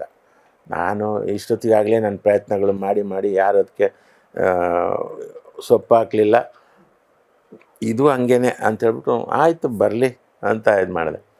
ಒಂದು ದಿವಸ ನಾನು ಸ್ನಾನ ಮಾಡ್ತಾಯಿದ್ದೆ, ರಮೇಶ್ ರಾವ್ ಬಾಗಿಲು ತಟ್ಟಿದ್ರು. ನಮ್ಮದು ಬ್ಯಾಚುಲರ್ ಇದು ಅಲ್ಲಿ ಮನೆ, ಎಲ್ಲ ಹುಡುಗರೆಲ್ಲ ಇದ್ದರು. ಸೊ ಹಾಗಾಗಿ ಯಾರು ಬಂದರು, ಫಿಲ್ಮ್ ಚೇಂಬರ್ ಬೇರೆ ಹತ್ರ ಇತ್ತು, ಎಲ್ಲ ಬರ್ತಿದ್ರು, ಫೋನ್ ಮಾಡ್ತಿದ್ರು, ಊಟ ಮಾಡ್ಕೊಂಡು ಹೋಗ್ತಿದ್ರು. ಅದೆಲ್ಲ ನಮ್ಮಲ್ಲಿ ಒಂದು ಆ ಥರ ಇದಿರಲಿಲ್ಲ. ರಮೇಶ್ ರಾವ್ ಬಾಗಿಲು ಮನೋಹರ್ ಪ್ರೊಡ್ಯೂಸರ್ ಬಂದಿದ್ದಾರೆ, ಪಲ್ಲವಿ ಪ್ರಕಾಶ್ ಅಂತ. ಪಲ್ಲವಿ ಪ್ರಕಾಶ್ ಅಂದ ತಕ್ಷಣ ಯಾರೋ ಲೇಡಿ ಇರಬೇಕು ಅಂತ ನಾನು ಆವಾಗ ಸ್ವಲ್ಪ ಕೂದಲೆಲ್ಲ ಇತ್ತು, ತಲೆಯೆಲ್ಲ ಬಾಚಿಕೊಂಡು ಬಂದರೆ 2 ಗಂಡಸರಿದ್ದರು. ಸರಿ, ಇವರು ಪ್ರಕಾಶ್ ನಾಯಕ್ ಅಂತ, ಇವರು ಶೈಲೇಶ್ ವೈಭವ್ ಅಂತ ಪರಿಚಯ ಮಾಡಿಕೊಟ್ರು. ಆಮೇಲೆ ನಾವು ನಿಮಗೊಂದು ಡೈರೆಕ್ಷನ್ ಕೊಡಬೇಕು ಅಂತ ಇದ್ದೀವಿ ಅಂತ. ನಾನು ಪೇಪರಲ್ಲೆಲ್ಲ ಹೇಳ್ತಿದ್ದೆ, ನಾನು ಡೈರೆಕ್ಟರ್ ಆಗಬೇಕು ಅಂತ ಬಂದೆ, ಇಂಟರ್ವ್ಯೂಗಳೆಲ್ಲ ಹೇಳ್ತಾ ಇದ್ದೆ. ಅದು ಪತ್ರಿಕೆ ಇಂಟರ್ವ್ಯೂನಲ್ಲಿ ಅವ್ರಿಗೆ ಕೇಳಿ ಅವರು ಮನಸ್ಸು ಮಾಡಿದರು ನನಗೆ ಡೈರೆಕ್ಷನ್ ಕೊಡಬೇಕು ಅಂತ. ಆಯಿತು ಮಾಡೋಣ ಅಂತ. ಕತೆ ಇದೆಯಾ ನಿಮ್ಮ ಹತ್ರ ಅಂತ? ಕತೆ ಇದೆ, ರೆಡಿ ಮಾಡ್ತೀನಿ ಅಂತ ಹೇಳಿದೆ. ಅವ್ರು ಹೋದರು. ಅವರು ಆಮೇಲೆ ಅವ್ರನ್ನ ಬೀಳ್ಕೊಟ್ರು. ರಮೇಶ್ ರಾವ್ ಬಂದು, ರಮೇಶ್ ವಾಪಸ್ ಬಂದರು. ರಮೇಶ್ ಅಲ್ಲ ರೀ, ಪಲ್ಲವಿ ಪ್ರಕಾಶ್ ಅಂತ ಲೇಡಿಯಲ್ಲಿ ಪಲ್ಲವಿ ಮನಾರ್ ಪಲ್ಲವಿ ಅಂತ ಅವ್ರ ಕ್ಯಾಸೆಟ್ ಕಂಪ್ನಿ, ಅವ್ರು ಪ್ರಕಾಶ್ ನಾಯಕು, ಪಲ್ಲವಿ ಪ್ರಕಾಶ್ ಅಂತ ಅವ್ರನ್ನ ಹೇಳಿದ್ದು ನಾನು. ಥೂ ನಿಮ್ಮ ಅಂತ ಆ ಥರ ಅದೆಲ್ಲ ನಕ್ಕಿದ್ದು ನಾವೆಲ್ಲ. ಪಲ್ಲವಿ ಪ್ರಕಾಶ್ ಬರ್ತಾರೆ ಅಂದ್ಬಿಟ್ಟು ಒಂಥರ ಬ್ಯಾಚುಲರ್ಸ್ ಅಲ್ವಾ. ಆಮೇಲೆ ಒಂದು ವಾರ ಬಿಟ್ಟು ಮತ್ತೆ ಬಂದರು. ನಾನು ಅಷ್ಟೊತ್ತಿಗೆ ಅವತ್ತೇ ಮರೆತು ಬಿಟ್ಟಿದ್ದೆ. ಯಾಕಂದರೆ ಈ ಥರ ತುಂಬ ಪ್ರಯತ್ನಗಳಾಗಿ ನನಗೆ ತುಂಬ ಜನ ಬಂದು ಹೋಗಿದ್ದಾರೆ, ಇದಾಗಲ್ಲ ಅಂತ. ಅವರು ಮತ್ತೆ ಬಂದು, ಅವರು ಕುಮಟಾದಿಂದ ಬರಬೇಕು, ಉತ್ತರ ಕನ್ನಡ ಕುಮಟಾ. ಅಲ್ಲಿಂದ ಬಂದು ಮತ್ತೆ ಏನು ಸ್ಟೋರಿ ರೆಡಿ ಮಾಡಿದ್ರು ಅಂದು. ಎಲ್ಲ ಕಥೆ ಸ್ಟೋರಿ ಇಲ್ಲ, ಅದು ನಮ್ಗೆ ಸಮಾಧಾನ ಆಗಿಲ್ಲ ಸ್ಟೋರಿ ಅಂತೇಳ್ಬಿಟ್ಟು ನಾನು ಹೇಳಿದೆ ಒಂದು ಕೆಲಸ ಮಾಡಿ ನೋಡಿ, ಒಂದು ಕೆಲಸ ಮಾಡಿ, ರಮೇಶ್ ಅರವಿಂದ್ ಹೀರೋ, ನೀವು ಮಾತಾಡಿ. ಅವ್ರು ಡಿಸೈಡ್. ನಾನು ತಕ್ಷಣ ರಮೇಶ್ ಅರವಿಂದ್ ಅವ್ರ ಮನೆಗೆ ಹೋಗಿ, ರಮೇಶ್ ಈ ಥರ ಅವಕಾಶ ಬಂದಿದೆ ಡೈರೆಕ್ಷನ್ಗೆ, ಬಟ್ ಕತೆ ಇಲ್ಲ ನನ್ನ ಹತ್ರ ಅಂತ. Don't worry, K Balachander sir assistant Anant ಅಂತಿದ್ದಾರೆ, ಅವ್ರ ಹತ್ರ ಒಂದು ಕತೆ ಇದೆ, ಚೆನ್ನಾಗಿದೆ, ಅದು ಹೋಗಿ ಕೇಳೋಣ ಅಂತ. ಸೊ ಪ್ರೊಡ್ಯೂಸರ್ಗೆ, ನೆಕ್ಸ್ಟ್ ಪ್ರೊಡ್ಯೂಸರ್ ಬಂದಾಗ ಕತೆ ರೆಡಿ ಇದೆ, ಚೆನ್ನೈಯಲ್ಲಿದೆ, ಬನ್ನಿ ಹೋಗೋಣ ಅಂತ ಹೇಳ್ಬಿಟ್ಟು ಎಲ್ಲ ಹೋದ್ವಿ. ಆ ಅನಂತ್ ಅವರು ಕೆ ಬಾಲಚಂದರ್ ಸರ್ ನನ್ನ ಫೇವ್ರೆಟ್ ಡೈರೆಕ್ಟ್ರ್, ಅವರು ಅವರ ಅಸಿಸ್ಟೆಂಟ್ ಅವರು. ಆ ಕತೆ ಕೇಳಿದ್ವಿ, ಅವರು ಅರ್ಧ ಬರೆದಿದ್ರು. ಬಟ್ ಆ ಕಥೆಯಲ್ಲಿ ಕೋರ್ಟು, ಕಾನೂನು, ಅವಳು ಹಳ್ಳಿ ಹುಡುಗಿ ಅಲ್ಲ, ಸಿಟಿ ಹುಡುಗಿ ಅವಳು, ಆ ಥರ ಎಲ್ಲ ಇತ್ತು. ಸರಿ ತೊಗೊಂಬಂದ್ವಿ. ತೊಗೊಂಬಂದು ಇನ್ನೇನು ಕ್ಲೈಮ್ಯಾಕ್ಸ್ ಹೆಂಗೆ ಮಾಡೋದು ಇದಕ್ಕೆ, ಅದರಲ್ಲಿ ಮತ್ತೆ ತ್ಯಾಗರಾಜ ಹೀರೋ, ಅವನು ಲವ್ ಮಾಡಿ ಇನ್ನೇನು ಪ್ರಪೋಸ್ ಮಾಡೋ ಅಷ್ಟೊತ್ತಿಗೆ ಮೊದಲನೇ ಗಂಡ ಅಂದರೆ ಬಾಯ್ ಫ್ರೆಂಡು ಆ ಹುಡುಗಿದ್ದು, ಅವನು ಫಸ್ಟ್ ಇವಳಿಗೆ ಕೈ ಕೊಟ್ಟು ಬೇರೆ ಹತ್ರ ಹೋಗ್ತಾನೆ. ಅವಳು ಕೊನೆಗೆ ಅವಳು ಮೋಸ, ಅವಳು ಬೈದು ಓಡಿಸ್ತಾಳೆ ಇವನ ಕ್ಯಾರೆಕ್ಟ್ರಿಗೆ. ಮತ್ತೆ ಇವಳ ಹತ್ರನೇ ಕ್ಷಮೆ ಕೇಳಿಕೊಂಡು, ಅಷ್ಟೊತ್ತಿಗೆ ಕೇಸೆಲ್ಲ ಮದುವೆ ಆಗಿರುತ್ತೆ. ಮದುವೆ ಆಗಿ ಕೇಸೆಲ್ಲ ನಡೀತಾ ಇರುತ್ತೆ. ಕೋರ್ಟ್ ಕೇಸಲ್ಲಿ ಇನ್ನೇನು ಡೈವರ್ಸ್ ಆಗಬೇಕು ಅನ್ನೋದು ಅವನು ರಾಜಿ ಆಗಿಬಿಡ್ತಾನೆ, ಡೈವರ್ಸ್ ಬೇಡ ಅಂತ. ಅದೇ ಟೈಮಿಗೆ ಇವರು ಪ್ರಪೋಸ್ ಮಾಡೋಕ್ಕೆ ಬಂದರೆ ನೋಡ್ತಾರೆ, ಅವರಿಬ್ಬರು ಹಗ್ ಮಾಡಿ ಒಂದಾಗ್ತಾರೆ. ಅದು ನೋಡಿ ಅವ್ರಿಗೆ ಡಿಸಪಾಯಿಂಟ್ ಆಗಿ, ಬಟ್ ಆ ಬೊಕ್ಕೆ ತಂದಿದ್ದನ್ನು ಕೊಡ್ತಾರೆ. ಆ ಕಣ್ಣಲ್ಲಿ ನೀರು ಬಂದ್ಕೊಂಡು ಮತ್ತೆ ಒಂದಾದ್ರಲ್ಲ ಖುಷಿ ಆಯಿತು ಅಂತ ಬಾಯಲ್ಲಿ ಹೇಳ್ತಾರೆ. ಮನಸ್ಸಲ್ಲಿ ಇವ್ರು ಆ ಡೈವರ್ಸ್ ಆಗಲಿಲ್ವಲ್ಲ ಅಂತ ದುಃಖ ಇರೋದು. ಡೈವರ್ಸ್ ಆಗಿದ್ದರೆ ನಾನು ಪ್ರಪೋಸ್ ಮಾಡೋಣ ಅಂತ ಆ ಥರ ಇತ್ತು. ಅದು ಓಮಲ್ಲಿಗೆ ಆ ಕಥೆಯಲ್ಲಿ ಆ ಥರ. ನಮಗೆ ಅದು ಆ ಥರ ತುಂಬ ರಮೇಶ್ ಸರ್ ಮಾಡಿದ್ದಾರೆ ಅಂದ್ಬಿಟ್ಟು ನಾನು ಮತ್ತು ಈ ರಮೇಶ್ ರಾವ್ ಸೇರಿಕೊಂಡು ಒಂದು ಹಳ್ಳಿ ಕತೆ ಥರ ಎಲ್ಲ ಮಾಡಿಕೊಂಡು ಕ್ಲೈಮ್ಯಾಕ್ಸ್ ಈ ಥರ ಮಾಡಿ ಎಲ್ಲ ಮಾಡಿದ್ವಿ. ಪ್ರೊಡ್ಯೂಸರ್ ಓಕೆ ಮಾಡಿದ್ರು. ಅದು ಶೂಟಿಂಗ್ ಎಲ್ಲ ಮಾಡಿದ್ವಿ. ಒಂದು 38 ದಿವಸದಲ್ಲಿ 8 ಹಾಡು ಸೇರಿ ಎಲ್ಲ ಮಾಡಿದ್ವಿ ಸಿನಿಮಾ. ಅದು ಸಿನಿಮಾ ಕ್ಲಿಕ್ ಆಯಿತು. ಬಟ್ ಅದಾದಮೇಲೆ ಯಾರೂ ಬರಲಿಲ್ಲ. ನನ್ನ ಡೈರೆಕ್ಟ್ರಾಗಿ ಸಿನಿಮಾ ಹಿಟ್ ಆಯ್ತು. ಅದು ತುಂಬ ಸಿನಿಮಾ ಹಿಟ್ ಆಯಿತು, ಹಾಡುಗಳು ಹಿಟ್ ಆದವು. 150 ದಿನವೂ ಹೋಯ್ತು. ಹೌದು, ದೊಡ್ಡ ಹಿಟ್ಟು. ಹೌದು, ಆದರೂ ನನ್ನನ್ನು ಡೈರೆಕ್ಟ್ರಾಗಿ ಪರಿಗಣಿಸಲೇ ಇಲ್ಲ ಯಾರು. ಇದು ಯಾಕೆಂತ ಗೊತ್ತಿಲ್ಲ. ಆಮೇಲೆ 2 ವರ್ಷ ಆದಮೇಲೆ ಸುಂದರನಾಥ್ ಸ್ವರ್ಣ ಅವರು ಶೈಲೇಂದ್ರ ಬಾಬು ಅವ್ರನ್ನ ಕರ್ಕೊಂಬಂದರು. ಬಂದು ಮನೋಹರ್ ಮಾಡಿ ನನಗೊಂದು ಸಿನಿಮಾ ಮಾಡಿಕೊಡಿ ಅಂತ ಶೈಲೇಂದ್ರ ಬಾಬು ಅವರು ಹೇಳಿದರು. ಆವಾಗ ಒಂದು ಕತೆ ಮಾಡಿದ್ವಿ. ಆ ಕತೆ ಮಾಡುವಾಗ ಬೇರೆ ಹೊಸ ಹೀರೋನ ಹಾಕ್ಕೊಂಡು ಮಾಡಬೇಕು ಅಂತ ಇತ್ತು. ಅದಾದಮೇಲೆ ಶೈಲೇಂದ್ರ ಬಾಬು ಅವರು ಹೇಳಿದರು, ಬೇಡ, ನೀವು ನಿಮ್ಮದು ಶಿವಣ್ಣಂದು ಕಾಂಬಿನೇಷನ್ ಚೆನ್ನಾಗಿದೆ ಅಂತ ಇಂದ್ರಧನುಷ್ ಮಾಡಿದ್ವಿ. ಇಂದ್ರಧನುಷ್ ಅದು ನಮ್ಮ ಬ್ಯಾಡ್ ಟೈಮ್. ಅದು ಇವತ್ತು ನೋಡಿದವರು ಅದು ತುಂಬ ಚೆನ್ನಾಗಿದೆ ಅಂತಾರೆ. ಆಗ ಯಾರಿಗೂ ಅದು ಜನನೇ ಬರಲಿಲ್ಲ ಥಿಯೇಟ್ರಿಗೆ. ಅದು ಯಾಕಂದರೆ ಆ ಟೈಮಲ್ಲಿ ಏನಾಯಿತು, ಪ್ರೀತ್ಸೆ, ದೇವರ Maga, Hagalu Vesha, Indradhanush back to back ಶಿವಣ್ಣಂದೇ ಸಿನಿಮಾ ಇತ್ತಲ್ಲ. ಶಿವಣ್ಣ ಅವರು ಏನಂದರು ಶೈಲೇಂದ್ರ ಬಾಬು ಅವರಿಗೆ, ಸರ್ ಈಗ ರಿಲೀಸ್ ಮಾಡಬೇಡಿ, ಸ್ವಲ್ಪ ಗ್ಯಾಪ್ ಕೊಡಿ. ಈಗ ಹಗಲು ವೇಷ ರಿಲೀಸ್ ಮಾಡಿದ್ದಾರೆ, ಇಮಿಡಿಯೇಟ್ ನೀವು ನೆಕ್ಸ್ಟ್ ವೀಕೇ ಮಾಡಿದ್ರೆ ಬ್ಯಾಕ್ ಟು ಬ್ಯಾಕ್ ನಂದೇ ಬೇಡ, ಸ್ವಲ್ಪ ಗ್ಯಾಪ್ ಕೊಡಿ. ಆಗ ಶೈಲೇಂದ್ರ ಬಾಬು ಅವ್ರು ಏನು ಹೇಳಿದ್ರು ಅಂದರೆ, ನನಗೆ ಥಿಯೇಟ್ರ್ ಸೆಟಪ್ಪು ಕರೆಕ್ಟಾಗಿ ಸಿಕ್ಕಿದೆ, ಈಗ ನಾನು ಬಿಟ್ಟರೆ ಮತ್ತೆ ಥಿಯೇಟ್ರು ಎಷ್ಟು ಯಾವಾಗ ಆಗುತ್ತೋ ಗೊತ್ತಿಲ್ಲ ಅಂತ. ಅದೊಂದು ಮಿಸ್ಟೇಕ್ ಆಯಿತು. ಹಾಗಾಗಿ ಅದು ನಮ್ಮ ಬ್ಯಾಡ್ ಲಕ್ ಅಂತ ಹೇಳ್ಬೋದು ಅಷ್ಟೇ. ನೀವು ಅಂದರೆ ನೀವಾಗಿ ಹೋಗಿ ಯಾರು ಪ್ರೊಡ್ಯೂಸರ್ಗಳಿಗೆ ಹೀರೋಗಳಿಗೆ ಅಪ್ರೋಚ್ ಮಾಡ್ತಾ ಇರಲಿಲ್ವ ಡೈರೆಕ್ಷನ್ನು ಅಥವಾ ಕತೆ ವಿಚಾರವಾಗಿ? ಮಾಡ್ತಿದ್ದೆ, ತುಂಬ ಮಂದಿ ಹತ್ರ ಇದು ಮಾಡಿದ್ದೆ, ಎಲ್ಲ ಆಯಿತು ಮಾಡೋಣ ನೋಡೋಣ ಅಂತ ಹೇಳ್ತಾಯಿದ್ರು. ಅನುಭವ ಇತ್ತು, ಸಕ್ಸಸ್ ಇದೆ, ದೊಡ್ಡ ಸಕ್ಸಸ್ ಕೊಟ್ಟಿದ್ದೀರಾ, ಆ್ಯಂಡ್ ಬಿಗ್ಗೆಸ್ಟ್ ರಿಟರ್ನ್ ಬಂದಿದೆ ವಾಪಸ್ಸು. ಫಸ್ಟ್ ಇಲ್ಲಿ ಏನಕ್ಕೆ ಸರ್? ಅದು ವಿಚಿತ್ರ. ಈಗ ಇಂದ್ರಧನುಷ್ ಆದಮೇಲೆ 24 ವರ್ಷ ಆಯಿತು ನಾನು ದರ್ಬಾರ್ ಮಾಡಬೇಕಾದ್ರೆ. ಹೌದು, ಅಷ್ಟು ಹ್ಯೂಜ್ ಗ್ಯಾಪ್. ಈ 24 ವರ್ಷದಲ್ಲಿ 1000 ಮಂದಿ ಹತ್ರ ನಾನು ರಿಕ್ವೆಸ್ಟ್ ಮಾಡ್ಕೊಂಡಿದ್ದೀನಿ, ಒಳ್ಳೊಳ್ಳೆ ಕತೆ ಇದೆ, ಡಿಫ್ರೆಂಟ್ ಕತೆ ಇದೆ, ಮಾಡೋಣ ಅಂತ. ಆಯಿತು ಮಾಡೋಣ ಅಂತ. ಕೆಲವರು ಮಿಸ್ಯೂಸ್ ಮಾಡಿದ್ರು ನನ್ನ, ರೂಮ್ ಹಾಕೋದು, ಆಡಿಷನ್ ಮಾಡೋದು. ಆಮೇಲೆ ಆಡಿಷನ್ ಮಾಡಿದಾಗ ಇದಕ್ಕೆ ಆಡಿಷನ್ ಬೇಕಾಗಿಲ್ಲ ಸರ್ ಈ ಕತೆಗೆ, ಎಲ್ಲ ನಾವು ಆಯ್ಕೆ ಇಲ್ಲ ಆಡಿಷನ್ ಮಾಡೋಣ ಅಂದರೆ ಆರ್ಟಿಸ್ಟ್ಗಳನ್ನ ಆಡಿಷನ್ ಮಾಡೋದು, ಹೀರೋಯಿನ್ಗಳು, ಹೆಣ್ಮಕ್ಳನ್ನ ಕರೆಸೋದು, ಹೆಣ್ಮಕ್ಳಿಗೆ ಅವ್ರದ್ದು ನಂಬರ್ ಮಾತು ತಗೊಳ್ಳೋದು, ಹುಡುಗರನ್ನ ಬಿಟ್ಬಿಡೋದು. ಆಮೇಲೆ ಆ ಹೆಣ್ಮಕ್ಳು ನನಗೆ ಫೋನ್ ಮಾಡಿ, ಸರ್ ಅವ್ರು ಈ ಥರ ಇದು ಮಾಡ್ತಿದ್ದಾರೆ ಅಂತ, ಅವ್ರು ಕ್ಯಾಕರ್ಸ್ ಹೋಗಿರಿ, ನಮ್ಮ ಸಿನಿಮಾದಲ್ಲಿ ಆ ಥರ ಎಲ್ಲ ಇಲ್ಲಪ್ಪ ಅಂತ. ಮತ್ತೆ ನೋಡಿದ್ರೆ ಅವ್ರು ಸಿನಿಮಾನೇ ಮಾಡೋ ಉದ್ದೇಶನೇ ಬೇರೆ ಈ ಥರದವರು ಒಂದಷ್ಟು ಕೆಲವರು. ಅದು ನನಗೆ ಮತ್ತೆ ಆಡಿಷನ್ ಅಂದರೆ ನಾನು ಇವರು ಸಿನಿಮಾ ಮಾಡಲ್ಲ ಅಂತ ಮತ್ತೆ ಬಿಟ್ಬಿಡ್ತಿದ್ದೆ. ಇನ್ನು ಕೆಲವರು ಅವ್ರ ಟೇಸ್ಟಿಗೆ ನನ್ನ ಟೇಸ್ಟಿಗೆ ಇದಿರ್ತಿತ್ತು. ಇನ್ನು ಕೆಲವರು ಹೀರೋಗಳನ್ನೇ ಹಾಕ್ಕೊಂಡು ಮಾಡಬೇಕು ಅಂತ. ಹೀರೋಗಳನ್ನ ಹಾಕ್ಕೊಂಡು ನೋಡೋಕ್ಕಾದ್ರೆ ನಾವು ಕಾಂಪ್ರಮೈಸ್ ಆಗಬೇಕು, ಆಮೇಲೆ ಲೇಟ್ ಆಗುತ್ತೆ ಅದೆಲ್ಲ ಪ್ರೊಸೆಸ್ಸು ಎಲ್ಲ. ಸೊ ಈ ಥರ ಎಲ್ಲ ಆಗಿ 24 ವರ್ಷ ಆಯಿತು ನಾನು ಈ ದರ್ಬಾರ್ ಮಾಡಬೇಕಾದ್ರೆ. ಎಷ್ಟು ಉಪ್ಪಿ ಸರ್ ನಿಮ್ಗೆ ತುಂಬ ಆತ್ಮೀಯರು, ಅಷ್ಟು ವರ್ಷ ಜೊತೆಲಿದ್ದೀರಾ. ಎಲ್ಲೋ ಒಂದು ಕಡೆ ಉಪ್ಪಿ ಸರ್ ಡೈರೆಕ್ಟರ್ ಆದಮೇಲೆ ಕೂಡ ಹೀರೋ ಆಗಿ ಕೂಡ ಸಕ್ಸಸ್ ಆಗ್ತಾರೆ. ಸಾಕಷ್ಟು ಸಿನಿಮಾಗಳು ಅವ್ರು ಬೇರೆಯವ್ರಿಗೆ ಕಾಲ್ ಶೀಟ್ ಕೊಟ್ಟು ಹೀರೋ ಆಗಿ ಮಾಡ್ತಾರೆ. ಇಲ್ಲ ಒಂದು ಕಡೆ ಉಪ್ಪಿ ಸರ್ನೇ ಹಾಕೊಂಡು ನಾನು ಯಾಕೆ ಡೈರೆಕ್ಷನ್ ಮಾಡಬಾರ್ದು ಅನ್ನೋ ಒಂದು ಥಾಟ್ ಬಂದಿದೆಯಾ? ಅಪ್ರೋಚ್ ಮಾಡಿದ್ದೀರಾ ಯಾವತ್ತಾದರೂ? ಇಲ್ಲ, ನನಗೆ ಅವ್ರನ್ನ ಫ್ಯಾಮಿಲಿ ಓರಿಯೆಂಟೆಡ್ ಸಿನಿಮಾಗಳು ಮಾಡಿದ್ರು ಕೂಡ, ಕುಟುಂಬ ಆಗಿರ್ಬೋದು, ಮತ್ತೊಂದು ಇನ್ನೊಂದು ಸುಮಾರು ಸಿನಿಮಾಗಳು ಮಾಡ್ತಾರೆ. ಸೊ ನಿಮಗೇನೋ ಬಂದಿತ್ತಾ ಥಾಟ್ ಯಾವತ್ತಾದರೂ? ಆ ಥರ ನನಗೆ ಬರಲಿಲ್ಲ. ನನಗೆ ಒಂದು ಕತೆ ಮಾಡಿದ ತಕ್ಷಣ ಅದರಲ್ಲಿ ನನ್ನ ಕತೆಗಳಲ್ಲಿ ಅದು ಒಂಥರ ಒಂದು ಹೇಗಂದರೆ ಕಂಟೆಂಟ್ ಓರಿಯೆಂಟೆಡ್, ಹೀರೋ ಓರಿಯೆಂಟೆಡ್ ಅಲ್ಲ. ಆವಾಗ ನಾನು ಉಪ್ಪಿಯವ್ರನ್ನ ಅಪ್ರೋಚ್ ಮಾಡೋಕ್ಕಾಗಲ್ಲ. ಅಲ್ಲಿ ಹೀರೋಗೆ ಇಂಪಾರ್ಟೆನ್ಸೇ ಇರಲ್ಲ, ಅಲ್ಲಿ ಸಿಚುವೇಶನ್ಗೆ ಇಂಪಾರ್ಟೆನ್ಸು. ಸೊ ಈ ದರ್ಬಾರಲ್ಲಿ ಹೀರೋಯಿಸಮ್ ಇದೆ, ಯಾಕಂದರೆ ಅದು ನನ್ನ ಕತೆ ಅಲ್ಲ, ಅದು ಪ್ರೊಡ್ಯೂಸರ್ದೇ ಕತೆ. ಸತೀಶ್ ಅಂತ ಕತೆ, ಚಿತ್ರಕಥೆ, ಸಂಭಾಷಣೆ ಎಲ್ಲ ಅವ್ರದ್ದೇ, ನನ್ನ ಡೈರೆಕ್ಷನ್ ಅಷ್ಟೇ. ಸೊ ಹಾಗಾಗಿ ನನಗೆ ಈ ಹೀರೋಯಿಸಮ್ಮು, ಆ ಬಿಲ್ಡಪ್ಪು, ಆ ಥರ ಕತೆ ನನಗೆ ಹೊಳೆಯಲ್ಲ.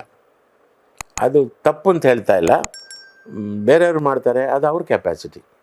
ನನಗೆ ಬರೋದೆಲ್ಲ ಒಂದು ಸನ್ನಿವೇಶದ ಮೇಲೆ ಇದು ಮಾಡೋದು. ಮೊದಲು ಹಿಂದೆಲ್ಲ ಗುಲ್ಜಾರ್ ಮಾಡ್ತಿದ್ರು, KV ಸರ್ ಮಾಡ್ತಿದ್ರು, ಪುಟ್ಟಣ್ಣ ಸರ್ ಮಾಡ್ತಿದ್ರು. ಈ ಥರ ಕತೆಗಳು ನನಗೆ ಬರೋದು. ಅದರಲ್ಲಿ ಕಾಮಿಡಿ ವರ್ಷನ್ಸು, ಮತ್ತು ಏನಾದರೂ ಅಬ್ಸರ್ಡ್ ಫಿಲ್ಮ್. ಈಗ ನನಗೆ ಉಪೇಂದ್ರ ಸಿನಿಮಾ ತುಂಬ ಲೈಕ್ ಆಗಿತ್ತು. ಅದು ಇಂಡ್ಯಾದಲ್ಲೇ ಫಸ್ಟ್ ಅಬ್ಸರ್ಡ್ ಫಿಲ್ಮ್ ಅದು. ಆ ಥರ ಆ ಥಾಟ್ ಬರೋದೇ ಅಪರೂಪ ಅದು. ಸೊ ಆ ಥರ ಅವ್ರಿಗೆ ಬಿಟ್ಟು ಯಾರಿಗೂ ಬರಲ್ಲ.